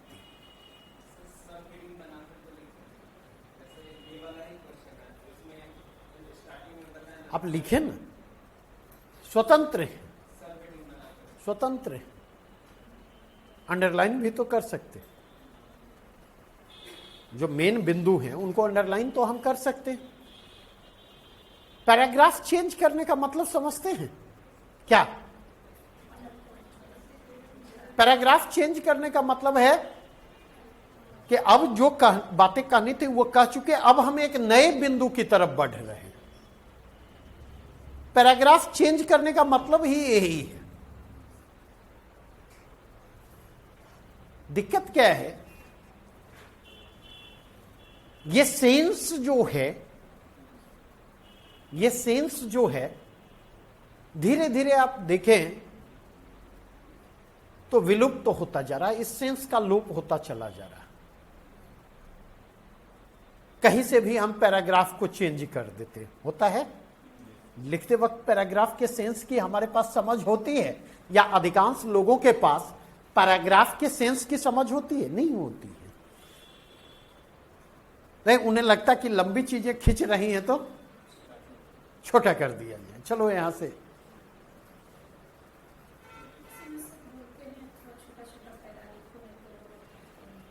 बातें अब कौन बोलते हैं, कहां बोलते हैं, अब मेरी समझ उतनी नहीं है, समझे। क्योंकि अक्सर मैं निदा फाजली को कोट करता हूं कि कभी कभी हमने यूं ही अपने जी को बहलाया है, जिन बातों को खुद नहीं समझे औरों को समझाया। नहीं, आप तैयारी कर रहे हैं, कितने लोग बाजार में बैठे, सिलेक्टेड कैंडिडेट बैठे हुए हैं जो आपके लिए जेन्युइन सजेशन लेकर के उपस्थित है। कितने जेन्युइन सिलेक्टेड कैंडिडेट, और जो सजेशन देने वाले हैं उनका या तो अपना प्री नहीं हो रहा है, प्री हो रहा है तो मेंस नहीं हो रहा है, मेंस हो रहा है तो इंटरव्यू के बैरियर को क्रॉस नहीं कर पा रहे। तो हमेशा ध्यान रखें, अप्रोचेज जो होता है वो अपने स्ट्रेंथ और अपने वीकनेसेस के हिसाब से होता है। हो सकता है जिस तरीके से आप सफल हुए हो, अगर उस तरीकों को मैं अपनाने की कोशिश करूं तो मुझे सफलता ना मिले, क्योंकि आपका तरीका आपके स्ट्रेंथ और वीकनेस के हिसाब से निर्धारित होता नहीं। जैसे किसी सिलेक्टेड कैंडिडेट ने कह दिया कि मैं 4 बजे सुबह से उठ करके 3 बजे सुबह से उठ करके मैं पढ़ता था। नहीं, सवाल यह है कि 3 बजे या 4 बजे सुबह में उठना महत्वपूर्ण है या पढ़ना महत्वपूर्ण है? नहीं, उसको जो सुकून 4 बजे सुबह उठ करके पढ़ने में महसूस होता हो सकता है हमें लेट नाइट पढ़ने में वो चीजें मिलती। मेरी अपनी आदत शुरू से रही, मुझे 4 बजे 5 बजे तक जगा लीजिए, मैं काम करता रह जाऊंगा, लेकिन सुबह उठने के लिए कहेंगे तो आप ही के साथ क्लास है तो मजबूरी में, जिस दिन क्लास नहीं होता उस दिन आराम से चद्दर तान के, कल संडे है तो आराम से सोऊंगा। तो हम इस चीज को समझे कि कोई एक रास्ता नहीं है कि इसी रास्ते पर चलने पर हम सफल होंगे। आंसर राइटिंग का भी कोई एक रास्ता नहीं है। हां, पैरामीटर सेम होंगे, पैरामीटर सेम होंगे। हो सकता है हमने यहां पर वर्णगत जातिगत रूढ़ियों से इस प्रश्न को डील करना शुरू किया, हो सकता है कोई और लैंगिक रूढ़ियों से शुरू करना चाहे, हो सकता है कोई हिंदू मुस्लिम के टकराव से शुरू करना चाहे, हो सकता है कोई धार्मिक रूढ़ियों कुरीतियों, सामाजिक धार्मिक रूढ़ियों कुरीतियों अंधविश्वासों से शुरू करना चाहे। तो ये कोई सेट फॉर्मूला तो नहीं है ना।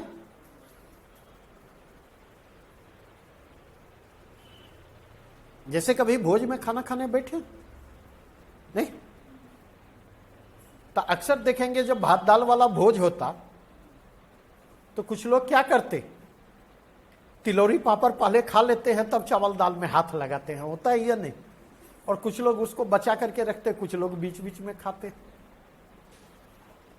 मैं खा सब रहे हैं लेकिन सबका अपना प्रिफर्ड चॉइस है।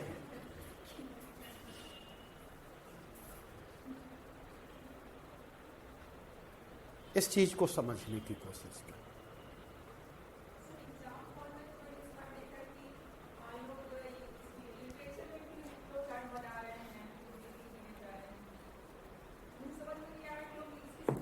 आप जाकर के पूछे ना, लोग कहेंगे जितना पेज भरोगे उतना नंबर देगा।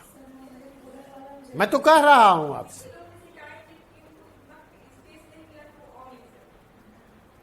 जब हम लोग डीयू में थे तो होता क्या था कि 25 से 30 मिनट हुए नहीं कि सर पेज खत्म हो गया, पेज दीजिए। और हम लोग मुश्किल से एक एक्स्ट्रा कॉपी ले पाते थे, और बहुत अच्छे स्टूडेंट नहीं थे तो बहुत खराब भी नहीं थे, ये कह सकता। तो टेंशन में आ जाता था, समझिए। तो एक बार क्या हुआ कि हमारे पीछे एक लड़की थी, उसने कहा सर पेज खत्म हो गया, दीजिए। तो उस दिन पीछे मुड़ के जब उसकी कॉपी झांकी तो हमने देखा कि 3 लाइन को 1 लाइन बना रखा था, 1 लाइन में 3 शब्द, और एक पेज में 50 शब्द भी नहीं होंगे। तो पेज तो भर गया, पेज भर गया, तब तो नंबर आना चाहिए। और हमारा एक मित्र भी है, कैप्टन है, सब हम लोग 3 घंटे तक रगड़ते रहते थे पेपर, और उसको आज तक नहीं देखा कि 2.25 घंटे से ज्यादा उसने किसी पेपर को लिखा हो। आज तक मैंने नहीं देखा 3 साल में। 2 से 2.25 घंटा हुआ, वो कॉपी सौंपा और चल दिया। और मोटा मोटी 50 to 52% मार्क्स उसको हर साल रहे उस बीच। और दिल्ली यूनिवर्सिटी में हिस्ट्री में 52% मार्क्स खराब नहीं है। बड़ी मुश्किल से पूरे कॉलेज में, मतलब किसी पर्टिकुलर ईयर में हिस्ट्री के 1 या 2 बच्चों को 55% टच कर पाता था। हम लोगों का बैच यूनिक माना जाता था, जिनमें 3 बच्चों के 55 या 55 प्लस थे और एक के 55 से 1 नंबर कम थे। वो उस समय में कॉलेज का रिकॉर्ड था, हिस्ट्री डिपार्टमेंट का। मेरी बातें समझ रहे हैं? तो अगर मैं भी वही बातें करूं जो यहां से बाहर सुनते, तो क्या औचित्य है यहां पर आने का और उसके लिए पे करने का? आप जाकर के देखिए, इस बार जो 66वीं बीपीएससी मेंस हुआ, कई लोगों ने क्लेम किया कि हमारे यहां से आया। अब जो प्रश्न राष्ट्रपति पर पूछा गया, लिख दिया कि राष्ट्रपति के अधिकार और कर्तव्य। मानो टेलीफोन की एक डायरेक्टरी थमा दी, अब जो खोजना है खोजते रहें, ये आपका काम है। हमारा क्लेम करना काम था। और पटना में तो धंधा बड़े स्तर पर चल रहा है कि 2-4 हर कोचिंग इंस्टीट्यूट के 2-4 हम लोगों को छोड़ के 2-4-5 भाड़े के स्टूडेंट हैं जो सोशल मीडिया में लगातार सक्रिय रहते, प्रश्न भी खुद करवाते हैं कि फलाने विषय के लिए कहाँ जाए, और उसके बाद उत्तर भी खुद डलवाते हैं कि फलाने जगह जाइए, फलाने जगह जाइए, फलाने जगह जाइए। मतलब धड़ल्ले से ये चीजें चल रही हैं।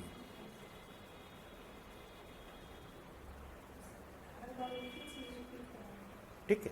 तो मेरे कहने का मतलब है, चाहे हिंदी लिटरेचर पेपर हो, जीएस पेपर हो, जो भी मैं पढ़ाता हूं, 2 डिफरेंट बैचेज के क्लास नोट्स को पलट करके देख लें, अपने आप आपको फर्क दिख जाएगा।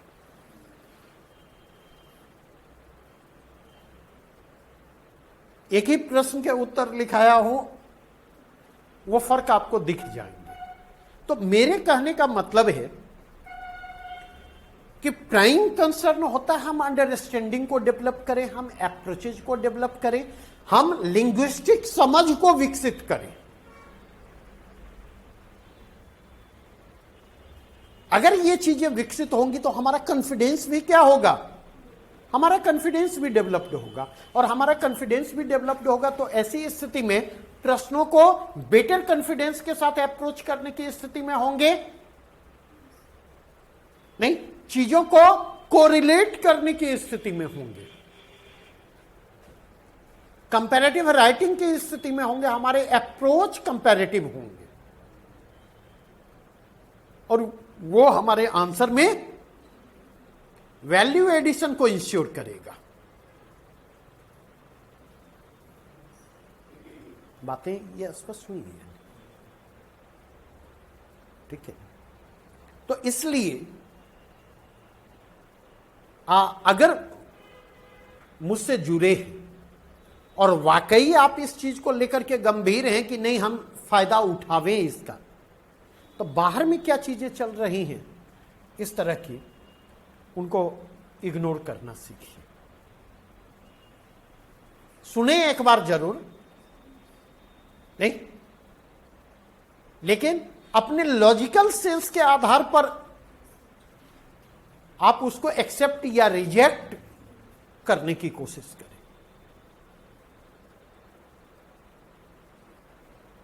क्लियर? तो आज की चर्चा को यहीं पर रोकूंगा। मंडे भक्ति आंदोलन के प्रेरणा स्रोत पर मैं कंटिन्यू